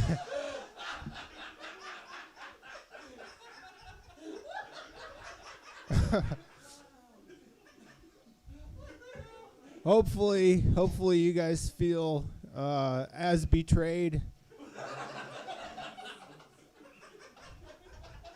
as I felt growing up, losing friend after friend to drugs. And all right, good night.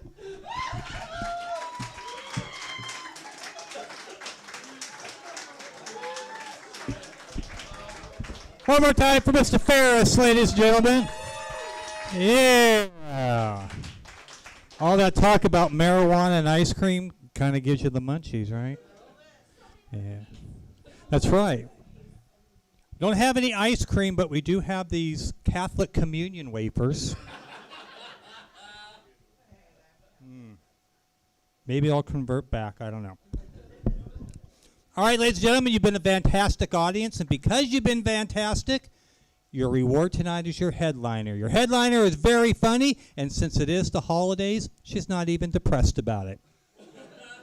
Ladies and gentlemen, make it nice and loud for the very funny Miss Aurora Singh.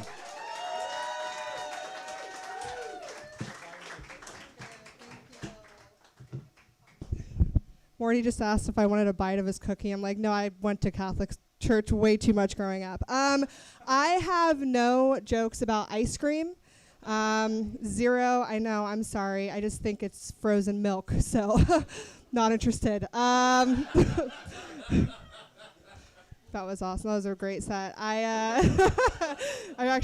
still laughing from his set. So I'm a big biracial brown. Thank you. My mom is from Haiti, fresh off the boat, and my dad is from India, fresh off the cow. So it's different. It's a unique mix. It's really the worst of both third worlds. Yeah, no, I know. I have the Indian hairiness and the Haitian temper. Yeah, don't make me mad. I'll shed on your carpet. It's good. It's good. My parents are also very different religions. My mom is super Catholic, and my dad is Sikh. If you don't know what Sikh is, get some gas after the show. You'll figure it out. And also let me know if you see my dad. Sometimes when people find that out, they're like, how did that work out in your household? Like, how did they come together and make that compromise and choose to raise you? And they didn't. So they are divorced. So it's good. We all saw that one coming, except them. But I'm a big girl. I mean, and I do mean physically, not like I just learned how to use the potty. I'm physically a large person. I am 6 feet tall, 180. So. Thank you. Thank you. I'm 250. So nice. Thank you guys. Appreciate it. Are my big girls here tonight? Where are you at? Clap it up, big girls. Where are you at tonight? Clap. I'm so sorry. Some of us might be eating cookies. Clap it up, big girl. This might be easier for you guys. Clap it up. Sometimes we have food in our hands, so it's just more convenient. I must say, I'm happy that there's like a big girl, like body positive movement happening in our society. I think it's great. I think it's great for young kids, like boys and girls and whatever else is there now. And I think it's great for young women especially to like have people to look at and feel good about themselves. I think the movement is great. I just hate that I'm a part of it. I just I never asked to be a part of it. People are like, oh my God, work those curves. I'm like, I don't want these though. You know what I mean? Like, I don't want to be that statement girl walking in. I just got back from LA and I was just always the biggest person. So I was just like, It's fine. I'm okay. I felt safe walking around at nighttime. Like, I was good, you know? I was never exactly a target of attack. So people would, like, see me and want to attack and be like, you know what, never mind. This is your block now. I'm going to go ahead and go home. Go ahead and go home. I'm getting married in less than 2 months. Thank you. To a short white. So, thank you. Thank you. I had 3 boyfriends before this one, 3 serious relationships. They all ended up horribly. My first one was in high school. We dated for about 9 months. He dumped me, and then I found out he cheated on me. Boo. I was sad. It was my first love, you know, and my friend, one of my best friends was like, don't worry, karma will get him. I was like, I sure hope so. Yeah, that one in the back agrees. Karma will get him. So he ended up going to college on a full-ride scholarship for football, and then I found out he lost his scholarship because he started to get seizures, like when he would exercise too much. And I was like, oh my God, Karma, thank you so much. Thank you. He ended up being fine. He stopped getting the seizures when we made up a year later and became friends. It was like a weird coincidence. My second boyfriend, we dated on and off for about 9 months to a year. He broke up with me, and then I found out he cheated on me. And my friend at the time was like, don't worry, karma will get him. And I was like, well, you know, karma did get him once, so I think she's got my back, you know? And then he got into a car accident, and then he died. And I was like, Karma, what the fuck are you doing? We need to talk. What is going on right now? Karma's like that crazy friend at a party that just like I was like, oh my God, I just got bumped. And she's like, where is she? Oh my God, I got this. Where's her car? We're going to take her down. Like, whoa, Karma, chill. Chill out. Don't feel bad for me. I'm fine. The third boyfriend that I had, we dated on and off again for about a year. And then he dumped me. And then I found out he cheated on me. Oh, okay. Let's see what karma's going to do this time.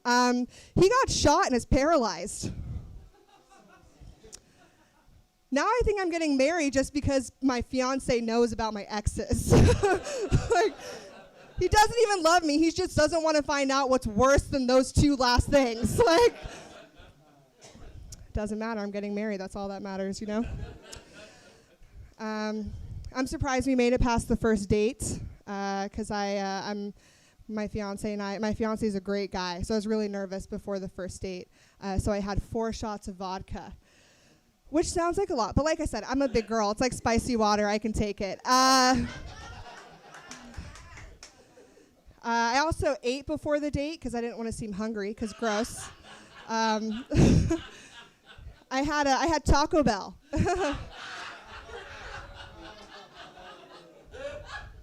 Don't do that. Don't do it. Just don't. Don't do it. Vodka and Taco Bell? Mm-mm. I felt that storm brewing about 10 minutes after we sat down to eat. I was like feeling the bubbles, and I was like, okay, well, let me think. I did eat a salad 4 hours ago, and then I took a shit, so this might be like that clean little air before the Taco Bell vodka storm hits. You know what I mean? Like, I'm like doing like fart calculus in my head of like, I'm like trying to like, so I thinking about it, I'm like, okay, I think we're good. I think I can push this out and move on with my life. So I like gear up, you know, I let it go.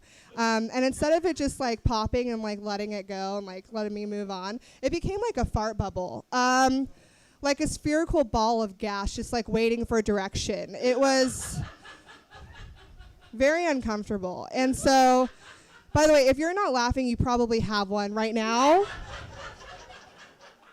You don't want to let it go, you know? So I'm like, I like slightly readjust, right? I'm like, okay, well, we need to do this. And so instead of it popping, it like defied gravity and like rolled up the front. And I was like a little ashamed because it felt kind of good on the way up. I was like, okay. It's kind of nice. And I did lose all confidence that it wasn't going to smell bad, though, because it was, like, warm on the way up, you know? That feeling of it being a little too comfortable. So I got aggressive with it. You know, I was like, this is too much. Get it? And it smelled like I'd shit my pants. So it's like, that was a miscalculation on my part, for sure. Too much. And I was just sitting there. I was thinking, you know what? I got to think of something quick because it's about to hit his face. And he's sitting there. He's talking about his very white family. And I don't know why. I was just like, look, here, you guys get it. These people. Actually, all of you, really. I don't know. There's like 3 brown people here, so 4. Should we count? Let's just count. Let's see. No, just kidding. I'm just kidding. No. Don't do that ever. Ever.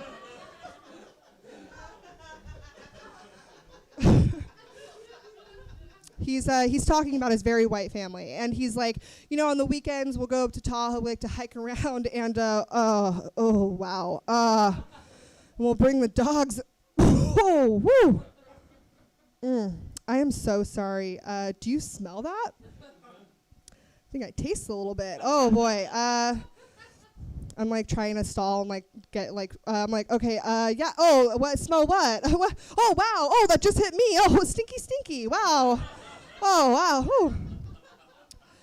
Yeah, I smell that. Oh wow. Either this place is really dirty or you're extremely rude. And he was like, oh my God. I you know what? I did a cleanse before this date. I was really nervous, and I was talking a lot. It must have just like slipped out while I was talking. I'm so embarrassed. You know, I hope that you can give me another chance and let me take you out again. And I'm so sorry. Can you please give me another chance? And in my head, I was like, what the And I realized right then and there that I could manipulate him, so I locked him down for life. Thank you guys so much. You guys are awesome.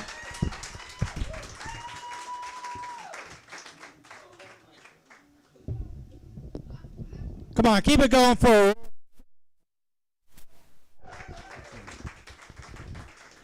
And before we go, how about a nice big round of applause for the person that put this whole thing together, Skip Bacon! Ladies and gentlemen, that's our show for tonight. Thank you for coming out. I hope you all have a Merry Christmas and a very happy and safe New Year. Thank you very much, ladies and gentlemen.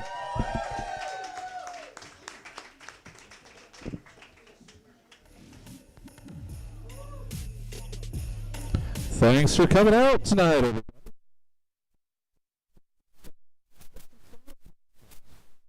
If you have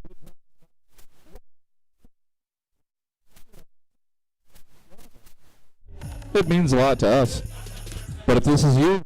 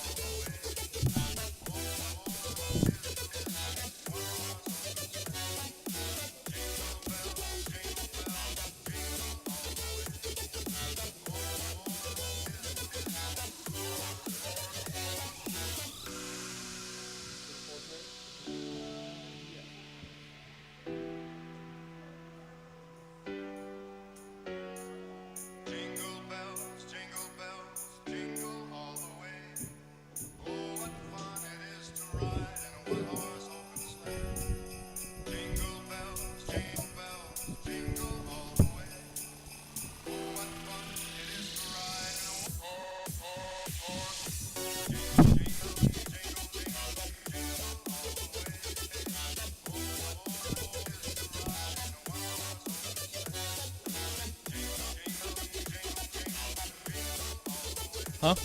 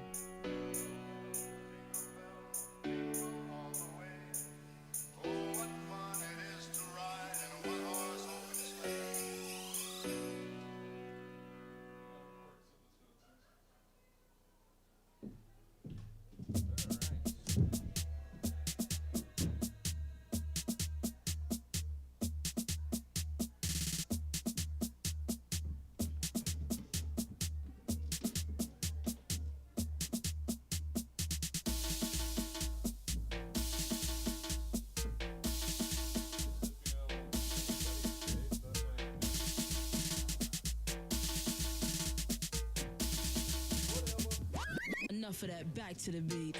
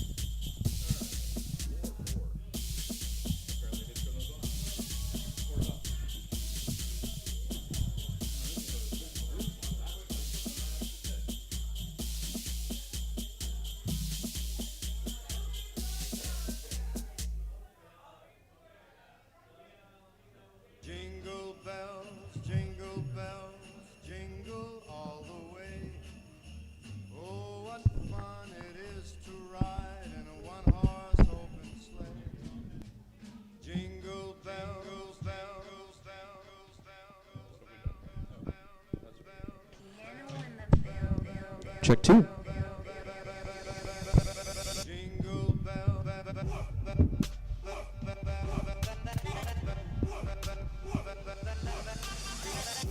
Three, check three. 4, 4.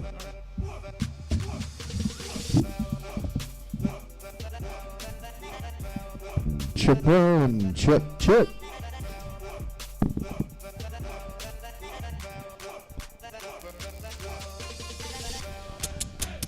Alright. What?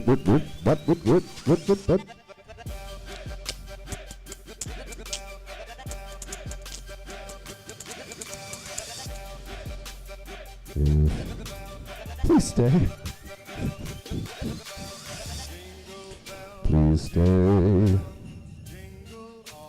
Hey, oh,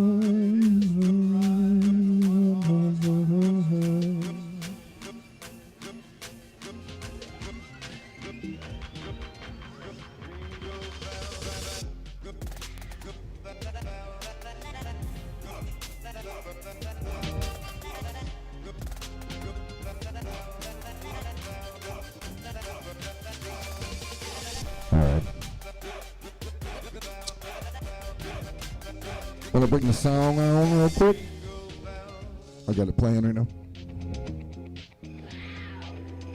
I'm 3/4 there, and then all the way. Yeah. And I'll haiku it. That's good. Okay. Hey, Dean.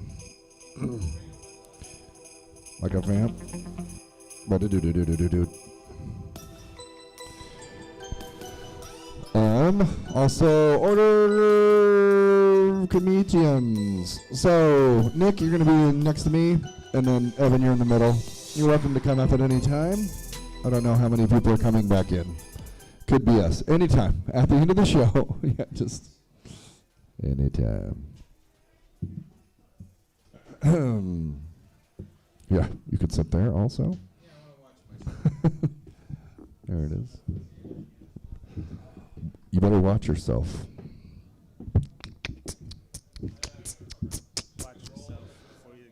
All right.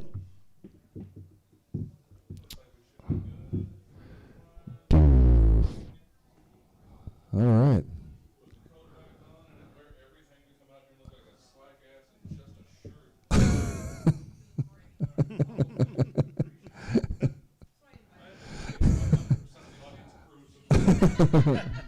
Right?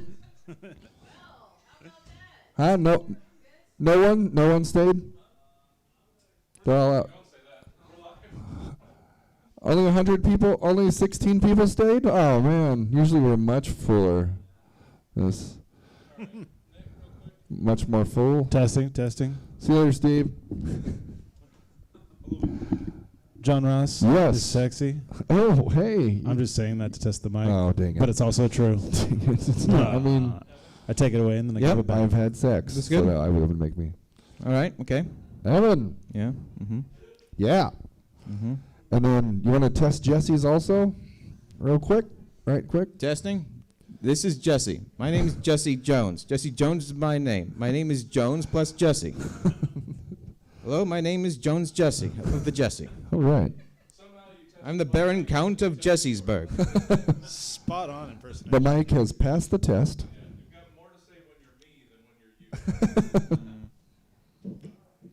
As I said, spot on impersonation. Right. Well, all right, Steve, you're staying? You stay for a little bit of it? Thank you. Thanks, Steve. We didn't want those rowdy other members staying. How's it go? Then we'll give you a boing. Blom. Boing. Hello, everyone. How's everyone? All three of them are fine. Huh? We're all good? How's the holidays treating you? Good? Well? Well, we have two Stevens in the crowd. Two Stevens and a Coral. Shit. Coral, she's in the back row. We're slopping over with I told her not to Steves. sit too close. Oh, we're covering the Steve yeah. spectrum. Yeah. Okay. All right. We gotta. Fucking cool. Welcome to Steve Spectrum. Where are you on the Steve spectrum? Steve spectrum. My name is Yeah, I'm right in the middle. Sorry, not close enough. Steve spectrum. All right, she's already yawning in the back row. Yeah. Good, yeah. No, we know that's That's right. direct correlation to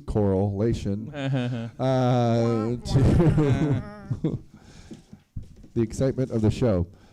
Listen, if you're going to open your Fritos, do it now. Just kidding. I don't know. I want you to eat them loud. Steve Ferris. Sorry. What's your last name?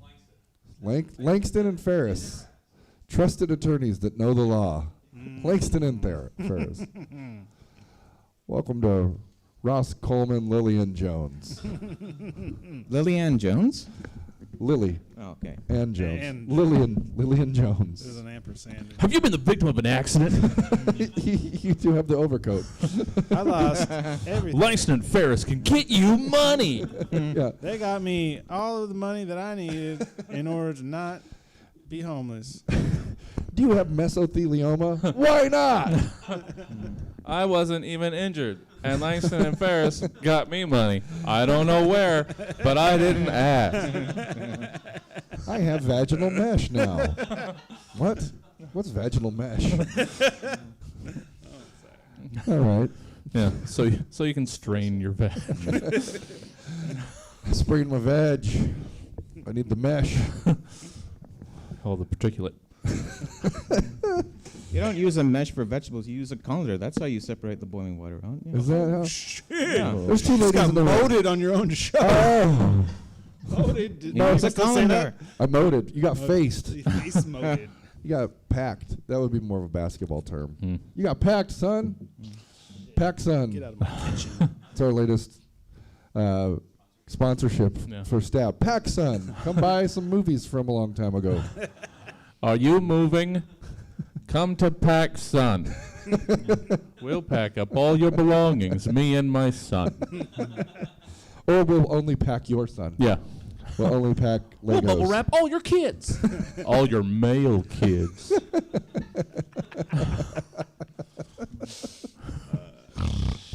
All right. Clearly it's late. Clearly this is not part of the show. Yeah. Oh, yeah, we still haven't started the show. All right. Ready? All right. Yeah. Roughly 24 to 92 hours ago, Stab's team of comedy scientists commissioned 4 specific humorists to give various potentially comedic takes on several random topics, which they'll now perform for the first and likely last time in front of a live studio audience in a show called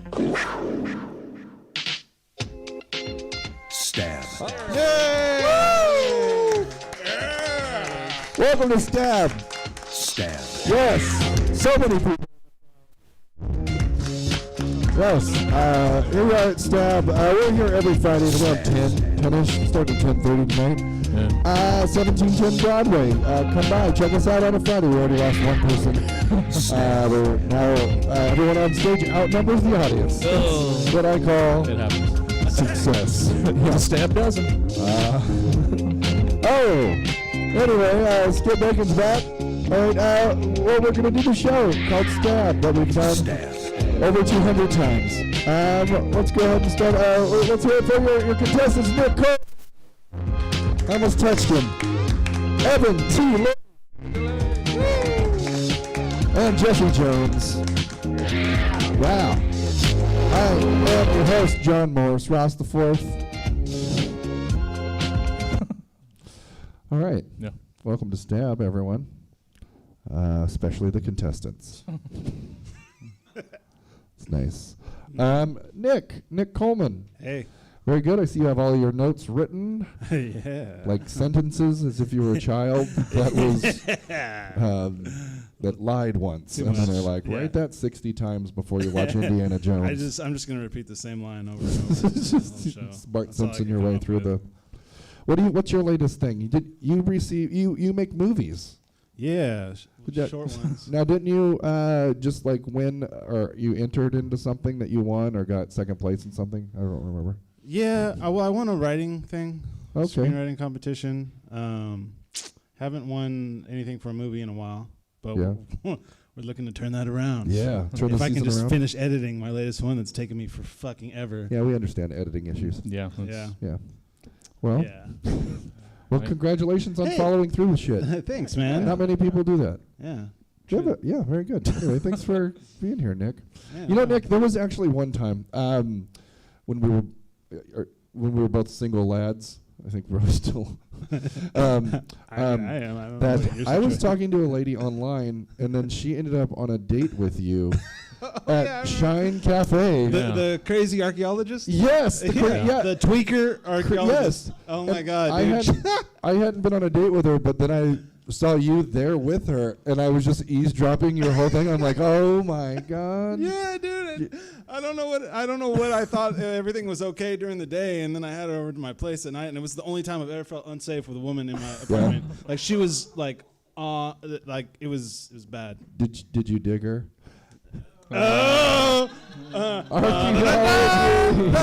She belongs in a museum. So you were really I want to hear more about the story. She was clearly on meth. Was like she? We couldn't She did have a lot stay of on energy. a topic. I couldn't turn on the TV. I couldn't do any of my normal stuff. It was like, let's listen to music. Let's turn this. And I was like, I was genuinely coming down with a cold. And she was like, don't be a pussy and blah, blah, blah. It's like, it's just mental. And I was like, no, it's really just. Fuck me, cough in my face. Yeah. I like literally I kicked her out of my apartment. And then she texted me like, don't ever call me again. Like, I just kicked you out. Like, that's not going to happen. Of course I'm not going to call you again. You can't fire me. I quit. I'm so glad you took one for us. Hey, I do it again. I'm out you there very blazing trails, making sure it's safe for other guys. That's great. We've never even talked about this. This was nice. I'm glad I think we sort of. we've. This came to my mind. I was like, oh, I remember that time. Can we touch fingers now? That's what. There we go.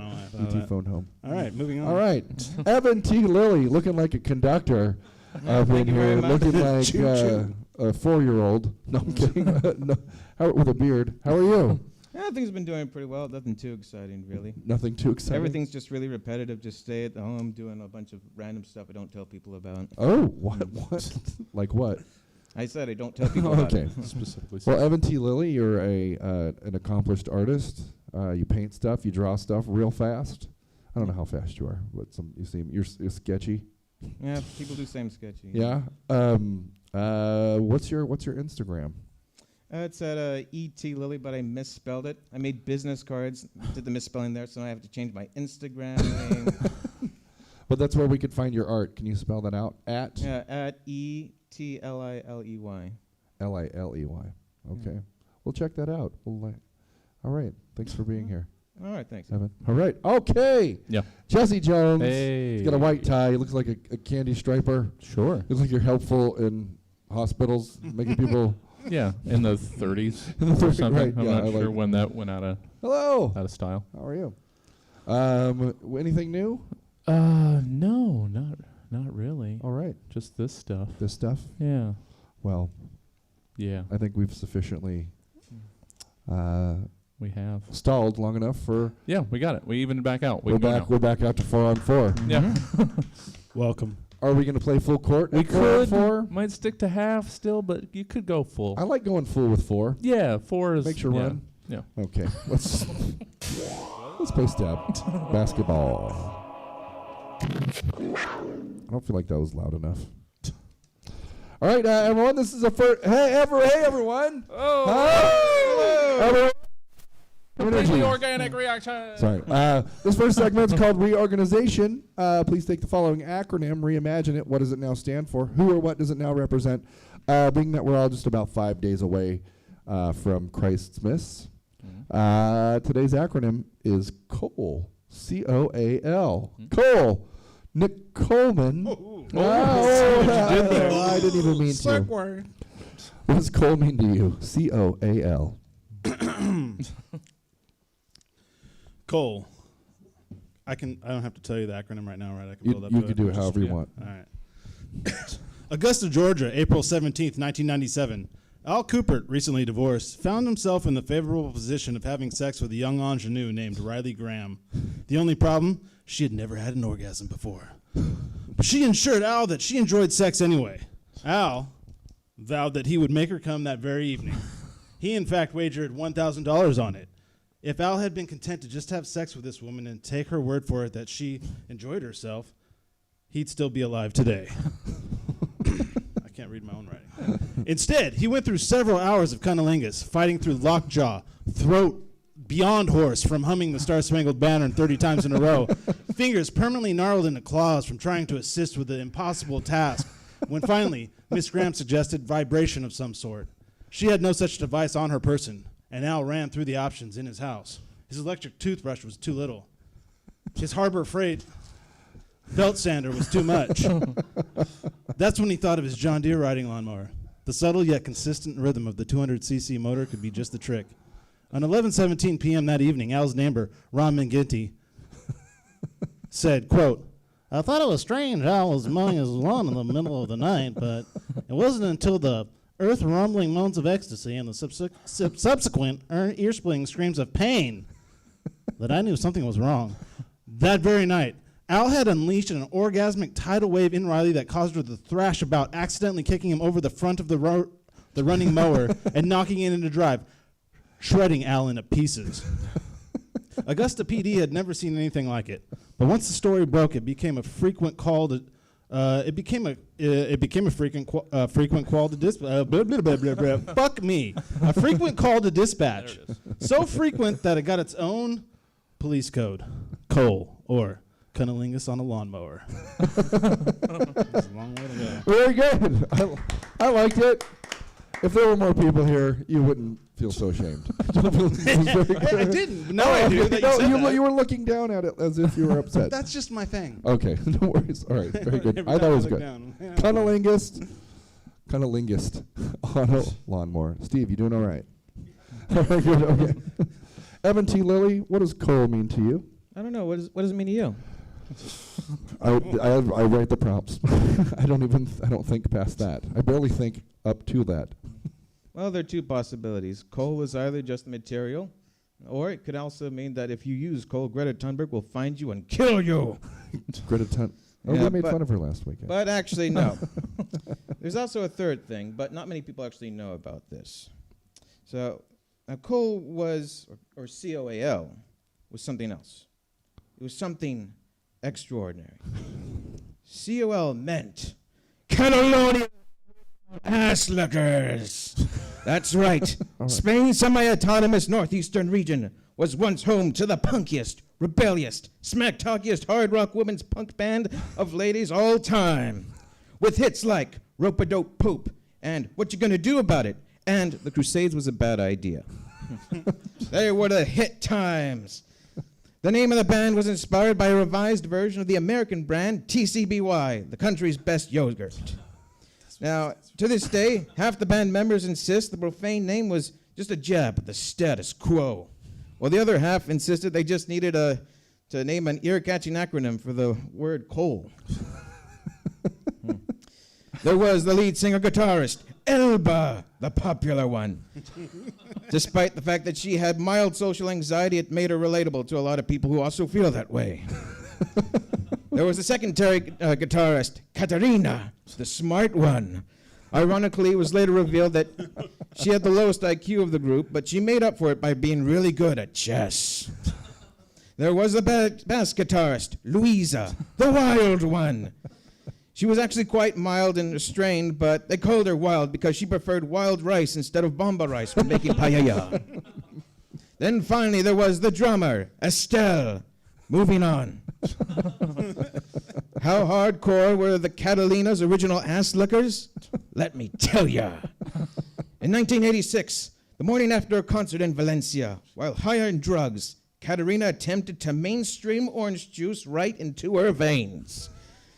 She missed and instead injected the juice into the other half of the orange she originally got the juice from. The band member, Ricardo Goya, said the whole thing was part of a complete breakfast. How punk was that? Later, June in '87, the band played a benefit concert dressed as deer to protest the killing of innocent animals. During the show, Louisa got drunk, ran into the forest, then was shot at by actual hunters. The hunters stopped when they realized the deer was cussing at them and not wearing pants or underwear, and was playing the bass guitar. And in 1991, Elba was high and played guitar while on a bicycle through a neighborhood in Seattle, when she smashed it into a Marriott swimming pool. Katerina tried to pick her up with a limo, but crashed that limo into the hotel itself. Both being unable to drive, they rented a room with a limo-sized hole in the wall and complained about the draft the next morning because they forgot about everything. So what happened to the band after their heyday? Elba and Katerina had a falling out over artistic plans. Elba wanted to keep punk alive, but Katerina wanted to go into the 90s e-commerce business. Elba went into modest success, performing solo concerts, benefits, and charities. And Katerina is now a lawyer working in Tarragona. You thought I was going to say Barcelona, but no. That's how punk she is. Louisa passed away in 2003 with a massive couch overdose, in that she was crushed to death by a couch at a thrift store. And the drummer Estelle is still alive and not really interesting. And that was the story of Catalonia's original ass lickers. Very good. Very good. Very good. Jesse. Yeah. Cole, what does it mean to you? Just off topic. Just realized the wide array of bearded men. white beards we have up here. That happens a We lot. cover the spectrum. Yeah. Do people come here for the diversity? Yeah. Usually. Oh, nice. Actually, yeah. Usually better than this, but this does not let you in on a that. quarter Cherokee. We all are, Nick. Cherokee, you. We all are. We let women in the crowd. Once a month. Yeah. Okay. All right. But beyond that, COAL is the abbreviation for a popular public Facebook group that just keeps gaining members every day and stands for Cool Older Aunts, LOLs. Lols. Some popular posts from found in Cole include one from Gabby Kirkwood, where she tells the group about how she just bought a fanny pack that says Juicy on it. The kind with those sequins that you rub one way and it's one color and you rub back the other way and it's the other color that it was before. And how she would never actually wear it out, but she's going to keep it behind her monitor in her cubicle and she'll know it's there. And when she thinks about it, it'll give her such a thrill. There's also countless posts about how they all really like the idea of RuPaul. But they just wonder why, if they're all trying to look like girls, then why do all these boys just go so far with it? They just do too dang much. If they had to sum up their feelings about RuPaul and his drags, it would be they absolutely support them and their decisions to do what they feel in their gay hearts.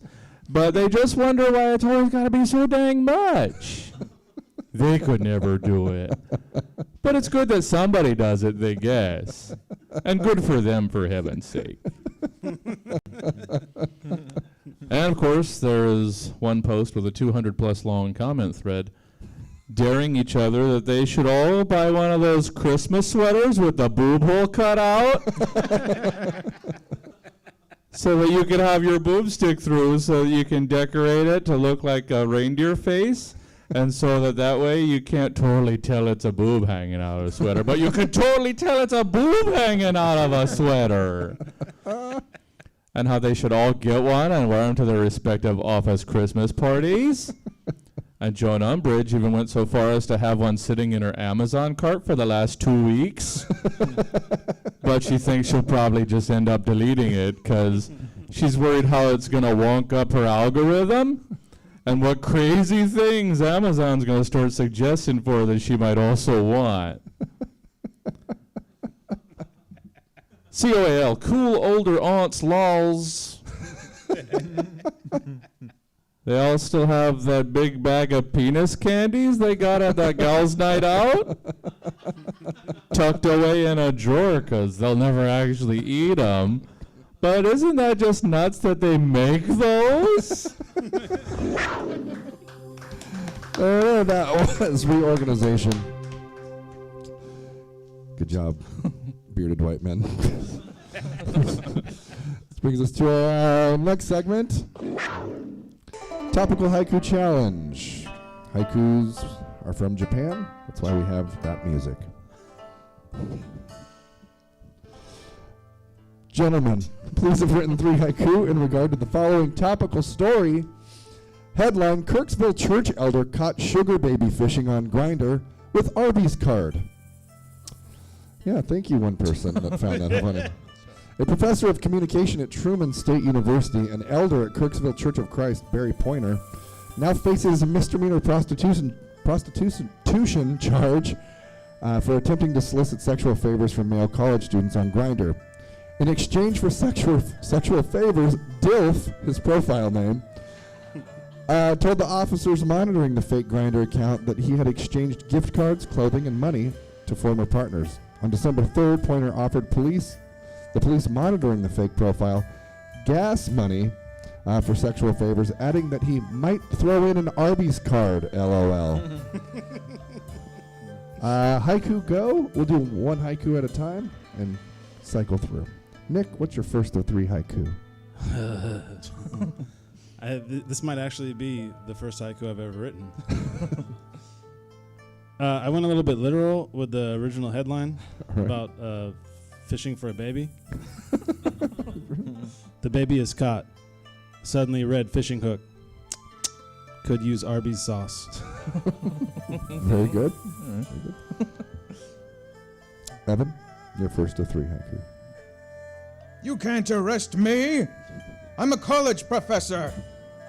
Tenure works here, right? Very good. Yeah. Jesse Jones. First is titled Misunderstanding. This isn't quite the open face roast beef sandwich I was looking for. Okay. Very good. Nick, your second of 3 haiku. I wrote 5. Hold on. A good guy's gift card. The fuck kind of store is this? Fuck it, let's do this.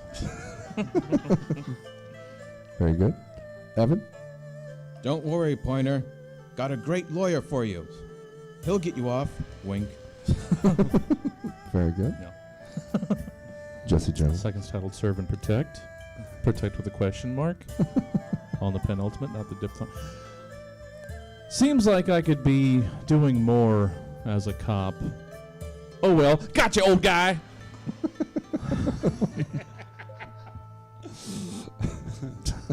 And on that note, Augusta Police, honey pot of sugar daddy, new police code, DILF. Very good. Evan, your third of 3. You can't arrest me. My pimp forced me to suck dick. Problem is, he's God. All right. Okay. That's good. Jesse Jones.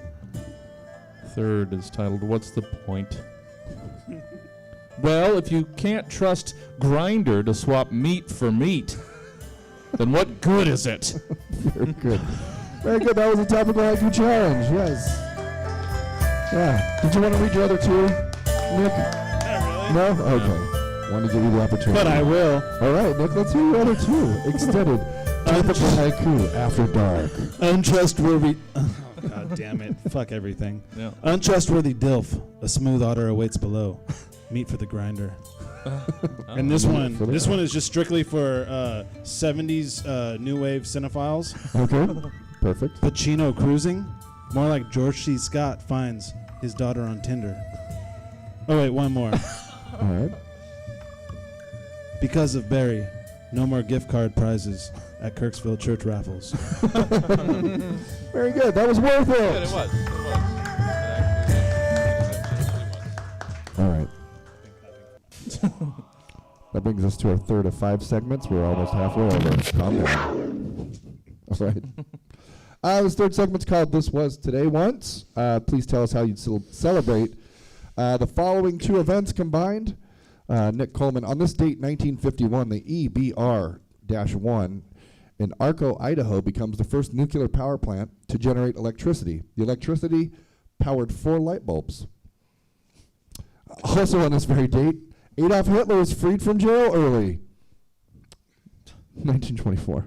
I didn't get that in the prompt. Sorry, I know. I just realized it was 1924. How did you choose to celebrate the aforementioned events in tandem?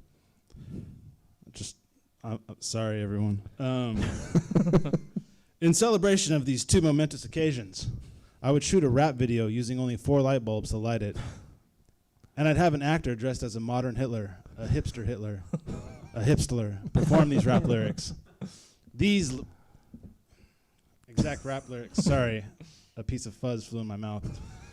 Out on bail, fresh out of jail, fast scheming. Soon as I step on the scene, I'm hearing Nazis screaming, fiending for powder and strudel, the life of a Reichstag ruler. Where cowards die, and can I get that strudel? Dressed in Lokes and Docs Martens, ride is what I do. Flossing but half caution, we collide with other fools. And then bang! I shoot him in the middle of the fucking music video. I shoot Hitler, the actor. Not just with my camera, but with a gun. And then I pull a David Lynch in season 3 of Twin Peaks. And then I step out from behind the camera and just sweep around the dead body for like a solid fucking hour. And then I upload it to YouTube. It gets millions of hits on day 1. Fascism implodes on itself. Boom. The end. Very good. And thanks for the season 3 spoiler alert to Twin Peaks. I haven't seen it. It's okay. Sorry. You're all right. Okay, all right. Evan, Lilley. Sorry about that. I didn't include the year. I apologize. Evan Lilley, on this date, 1860, South Carolina becomes the first state to attempt to secede from the United States. Also on this very date, 1987, in the worst peacetime sea disaster, a passenger ferry Dona Paz sinks after colliding with an oil tanker Vector in the Talbos Strait in the Philippines, killing an estimated 4,000 people. How did you choose to celebrate the aforementioned events in tandem? Well, when I read the prompt carefully, I had the question, do I look like a guy who celebrates drowning victims in slavery? Wait. Well, maybe. You were wearing that hat earlier. I guess I deserve it then. But nonetheless, December 20th is an important day. I spend it like I do every other year, watching a unique deleted segment of Ken Burns' The Civil War documentary. A scene where private letters of reenactors are read in chronological order to reveal how they themselves commemorated this day. Here is their story. And this is where I've decided to include a little extra music to all right. set the mood, Get make us us all there. feel like we're experiencing the moment. Sure. And, mind you, this is me playing the music. Would you like us to hold it up to one of the microphones? Let's hold it to one of the microphones.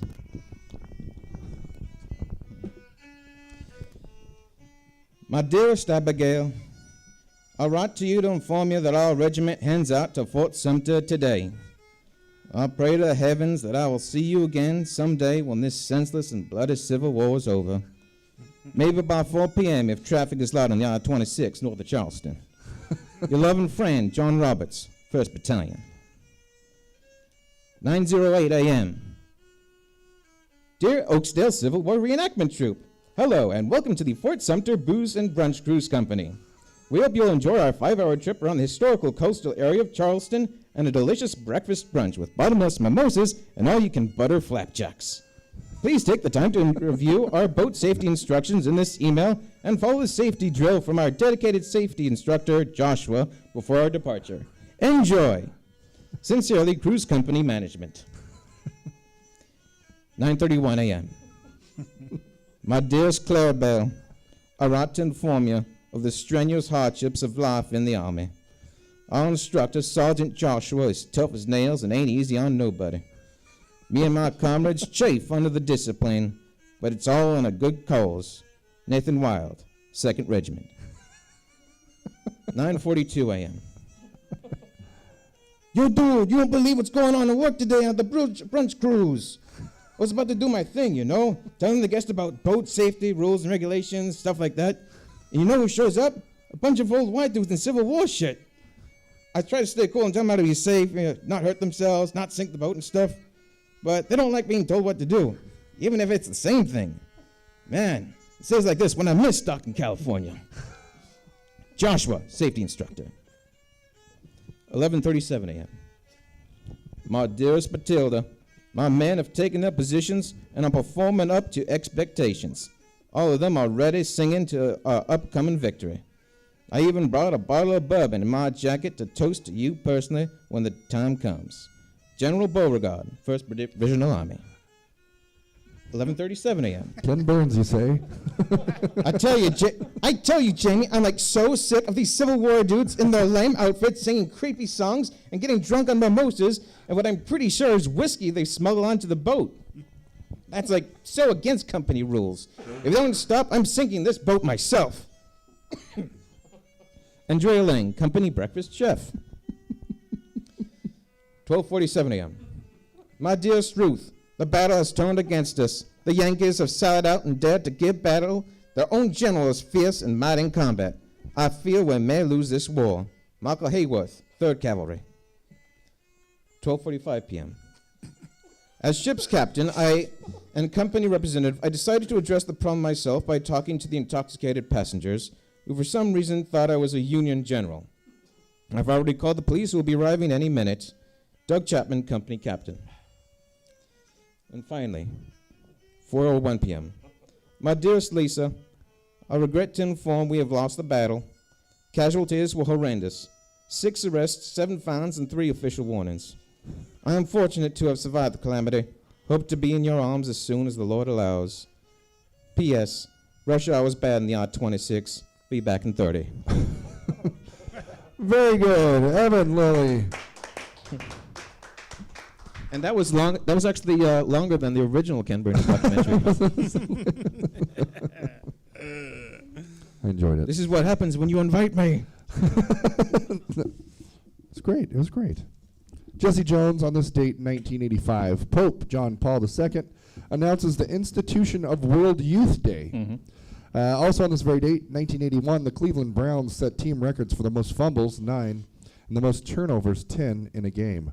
How did you choose to celebrate the aforementioned events in tandem? As everyone, I'm sure, is aware, World Youth Day was specifically created for the sole purpose of warning the youth of the world that without proper precaution, anyone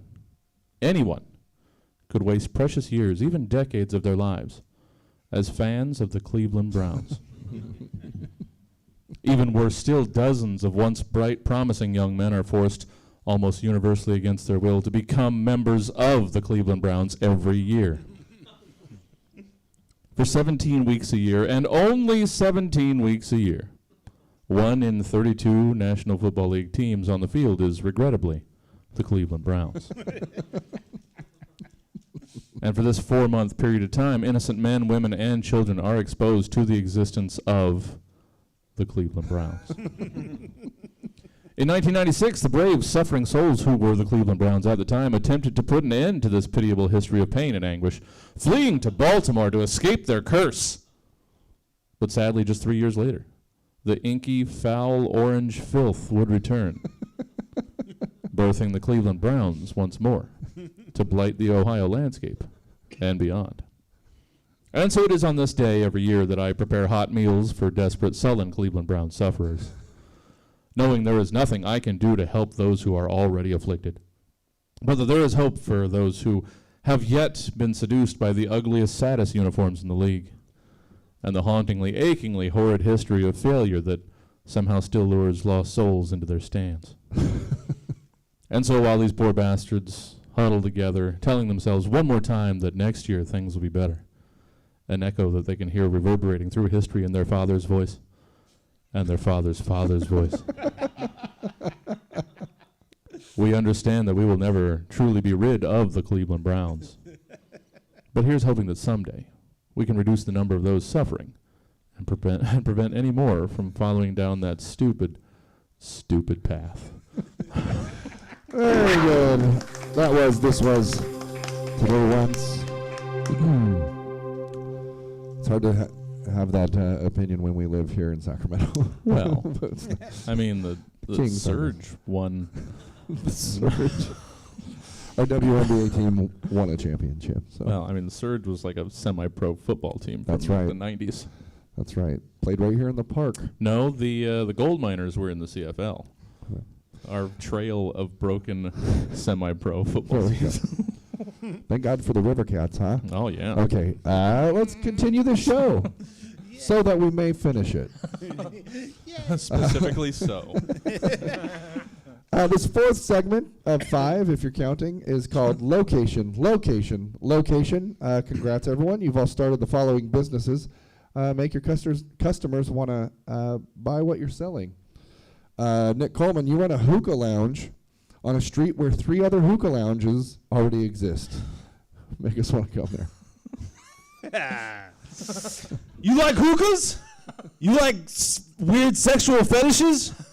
Or maybe you just like to have the satisfying feeling of a freshly cut lawn. Well, we got all that shit, Sun Chips. Come on down to Cole's Bar.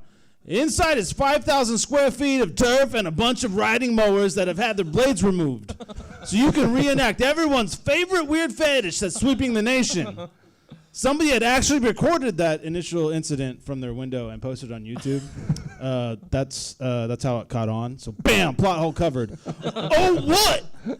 How do you smoke a hookah on a lawnmower? It's mounted to a fucking wheel. And the coals and the tobacco are in a device that's fixed to the engine. You're riding and you're hookahing, so fuck you. What about the cunnilingus, you ask? You just have to come on down and find out about it. I can't tell you everything all in one night. Coles is open Thursday through Monday. Fuck those other hookah lounges. You want to keep on this grass. That's our fucking slogan. Grandmother's getting free on Sundays. Also fucking slogan. Come on down. Very good, Nick. Very good. Evan, you sell charm bracelets in a town that is entirely populated with people who are missing their hands. Now, just for safety, does anyone here have both their hands? Yeah. Hands up. I said hands up. Thank you. I just want to be sure I'm not offending anyone. All right. Hello, I'm Andy Robinson. Welcome back to QVC, the premier shopping network. And we got a great new product for you from our friends at the Mitt Maloney Home and Goods Company. The new Mitt Maloney charm bracelet. Sounds like we've already got a caller. Go on, you're on QVC. Yeah, I'm Joey from Dolores, Michigan. Hi, Joey, what can we do you for? Yeah, I'm interested in buying that coffee maker you were showing earlier. Oh, I'm sorry, where are the espresso machines? But can I interest you in Mitt Maloney charm bracelets? That's going to be a problem. Don't worry, sir. We take a lot of different pain methods. No, you see, the thing is, I don't have hands. Maybe not, but you will have a Mitt Maloney charm bracelet. What am I going to do with something I can't wear? I'll tell you what you're going to do with it. You're going to get a great deal on a Mitt Maloney charm bracelet. Beep. Well, he's gone for now. Let's move on to our next caller. Hello, I'm Sarah from Dolores, Michigan. Another Michigan caller. Wow, what a coincidence. You also here to buy a Mitt Maloney charm bracelet? No, I'm interested in the lovely autumn jackets by LL Bean that were on display a few minutes ago. Ooh, where are those? But you know what will really warm you up? A Mitt Maloney charm bracelet. But I don't have hands. All right, you don't have hands to... all right, you may not have hands, but I tell you what you can do with those hands. You can call us and order a Mitt Maloney charm bracelet. Yeah, but I can't wear those. I just want the jackets. Yeah, you can get the jackets, but you know what you can also do? Buy a Mitt Maloney charm bracelets. Sorry, that caller hung up on the phone. But don't change the channel, folks, because we still have a great selection of these amazing Mitt Maloney charm bracelets. Oh, and we got another caller. Hello, caller. You're on QVC. Hello, this is Mitt Maloney from Dolores, Michigan. Wait, the Mitt Maloney from the Mitt Maloney Home and Goods Company? Yeah, that's me. The guy who made the Mitt Maloney charm bracelets we have on very sale this very moment? Same guy. Well, that's amazing, sir. How can we help you today? Would you be interested in buying some of our Mitt Maloney charm bracelets? What? Me? Yeah, the company's gone broke. For some reason, we keep selling stuff to the wrong people. Refrigerators to Arctic Inuit tribes, tanning beds to claustrophobes, and bail bonds to people who haven't committed any crimes. So what do you say, Andy? 50% off all bracelets? That is awesome. I'll take them all. All the bracelets? Yeah. Excellent. Oh, and before you go, Mitt, which hand do you wear your bracelet on, left or right? Neither. I don't have any hands. Thank you. Talk to you later. Well, that's my time here on QVC, everyone. I got a date with some awesome charm bracelets. Yeah! Oh, Reverend Lilley. Very good. Jesse Jones, you've created a knockoff association whose aim is to try and replace the Girl Scouts of America. Do you like selling cookies and dressing up in cute little green outfits? Well, why not join us at Keebler? That's right, Keebler. The little elven name you know and trust with little to no political agenda outside of the selling of delicious cookies. You like badges? Well, if we had badges, we would make it easier for you to transition? Well, then how about this stripity badge for putting the stripes on the Fudge Stripes cookies? That's a thing Bonko the Keebler Elf can make do. Oh, hi, I'm Bonko the Keebler Elf. I mean, we haven't done sashes, but we can. They'd go just fine with the overall look of the Keebler uniform, so we'll do that. And you can sew badges to the sash, and all the badges will be cookie-related. And really, the more I say it, the more I don't see how this is that much different from what you were already doing.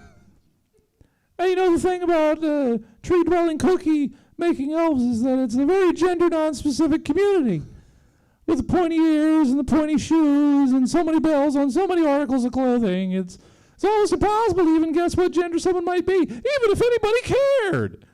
Keeblers always believe the only thing that truly matters is the cookies and the immortality. Did I forget to mention the immortality? Oh, boy, is Bonko's face even rosier. Bonko should really probably lead with that. Yeah, when you are accepted as a Keebler Elf, you are bestowed with life eternal. You need only pledge your undying devotion to E.L. Fudge and welcome and receive his blessings upon you.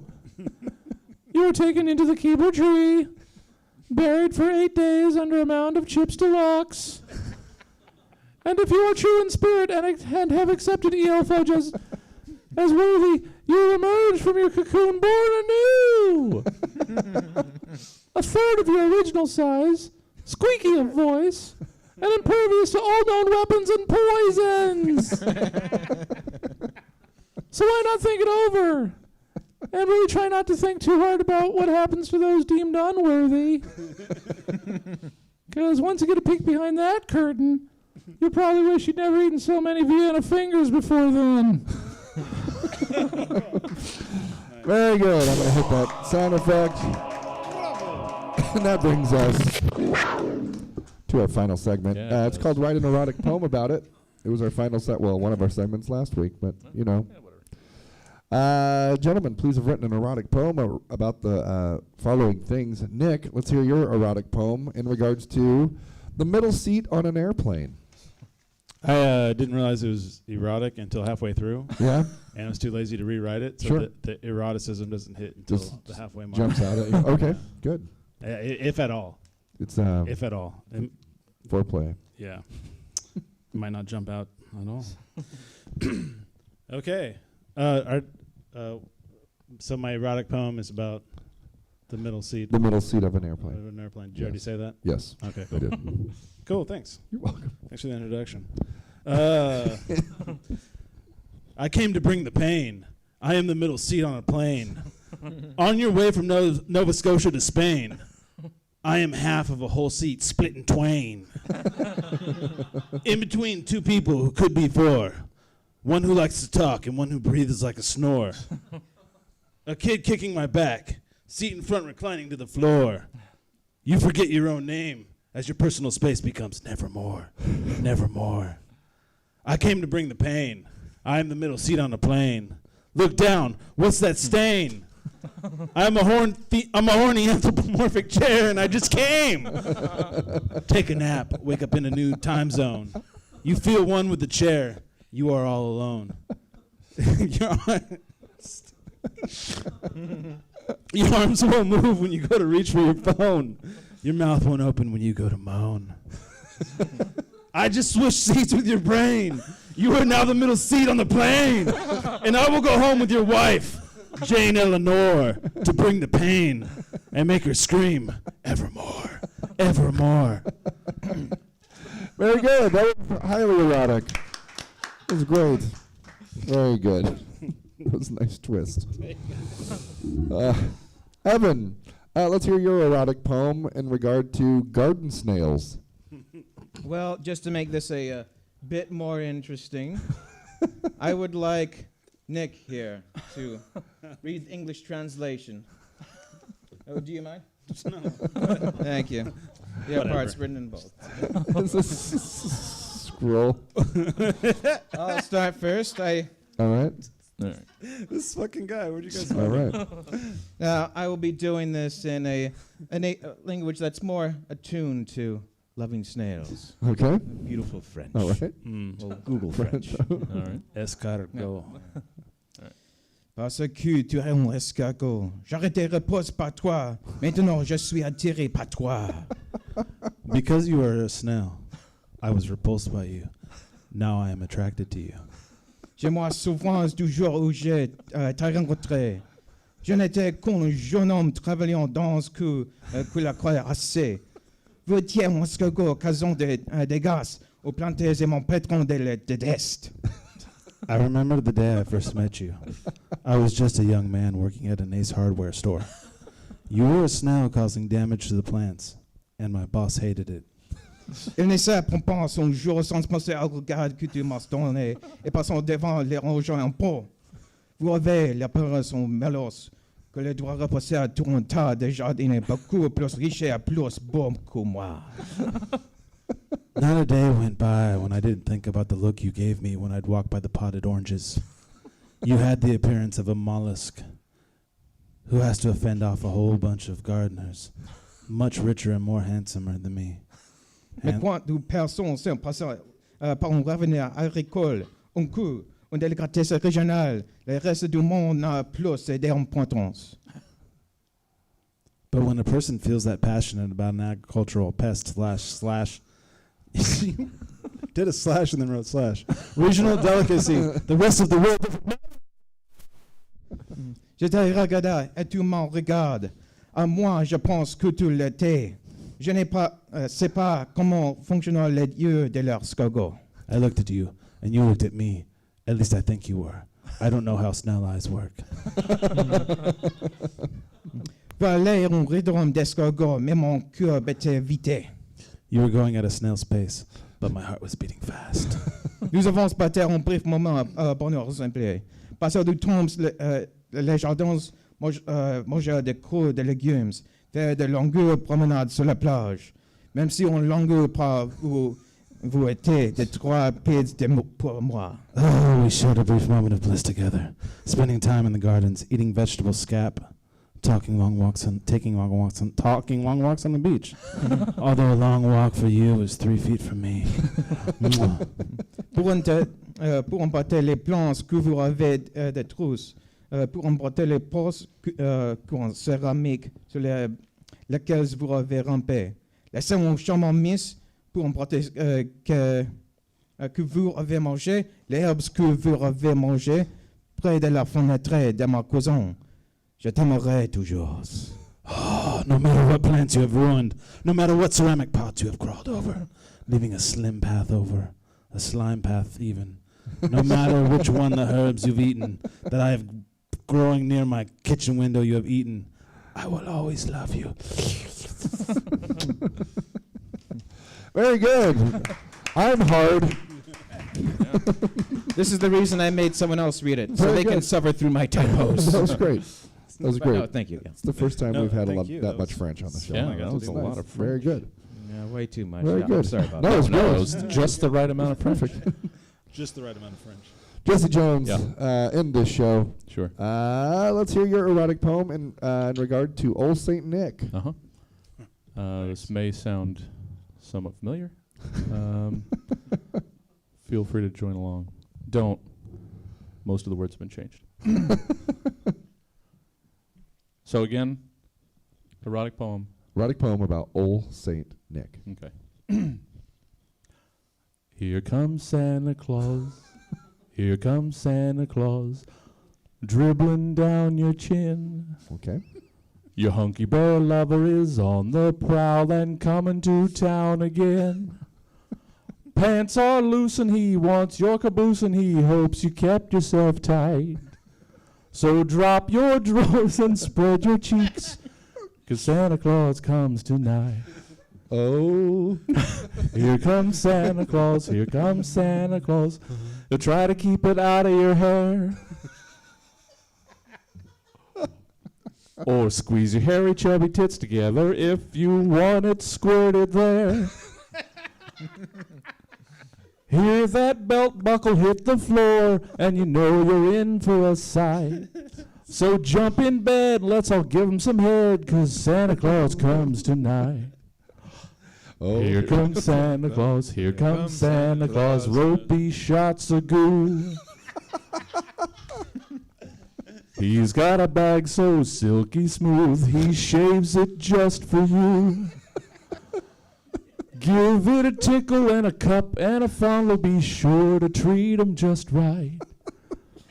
His cheeks will be rosy when he curls up his toesy when Santa Claus comes tonight. Oh, please, more.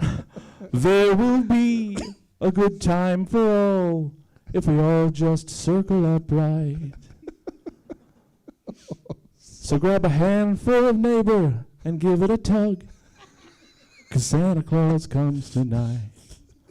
Tug a neighbor or two, and one'll tug on you too, 'cause Santa Claus comes tonight. And the end of Stab. One more time, ready to get this out. Jesse Jones. If you'd like to hear more Stabs, go to one of our many online outlets. Go to Spotify, listen to it there. We don't give a fuck. Merry Christmas, everyone. It's probably not Christmas when you listen to this, but hey. Do my best. We'll see. Good night. All right, everyone. Thank you. Good job. That's good. That's good. Thank you. Very Thanks fun. for coming out and sticking around. Yeah, thanks for not I'm gonna leaving go like whoever the fuck left. Yeah, and thanks for anybody that watched any Yeah. of this 3 hours. Over there. Over there mostly. Over there. I'm gonna go turn it off. All right. Good night. Good night. And yeah. I mean, I guess I'll take the opportunity. We got a full lineup tomorrow. What's tomorrow's lineup? What is tomorrow's lineup? Let's see. 7 o'clock. It's Letter Talk. Letter Talk Live. Alyssa Cowan's Letter Talk Live. It's a wonderful show. Another podcast recording. Following that, another podcast recording. It's Must Love Digimon. Must Love Digimon. Corey Behringer, Digimon. Emma Haney, Cameron Betts, and special guest Jacqueline Wyan. They're doing a special terrible fanfic edition, which all just is. I don't know if I'm gonna be able to stream that. Yeah. But do come check out Jacqueline Wyan's penis portrait on our it's on the tree. On our tree wall. 9 o'clock. Stephen would know. Forbidden Knowledge, a special time this week. Forbidden Knowledge, Court and Charlie, and their horrible game show for horrible people. Yes. And 10, it's the jam. Stab Jam. Anybody wants to improv? It's open jam for improvisers. 10 o'clock tomorrow night. Thanks for caring. I don't know if anybody's watching. Yeah, I don't know if you guys are watching, like in front of me. It doesn't matter. Right. I'm glad to see you. It makes me feel good. Good night, everybody. Good night.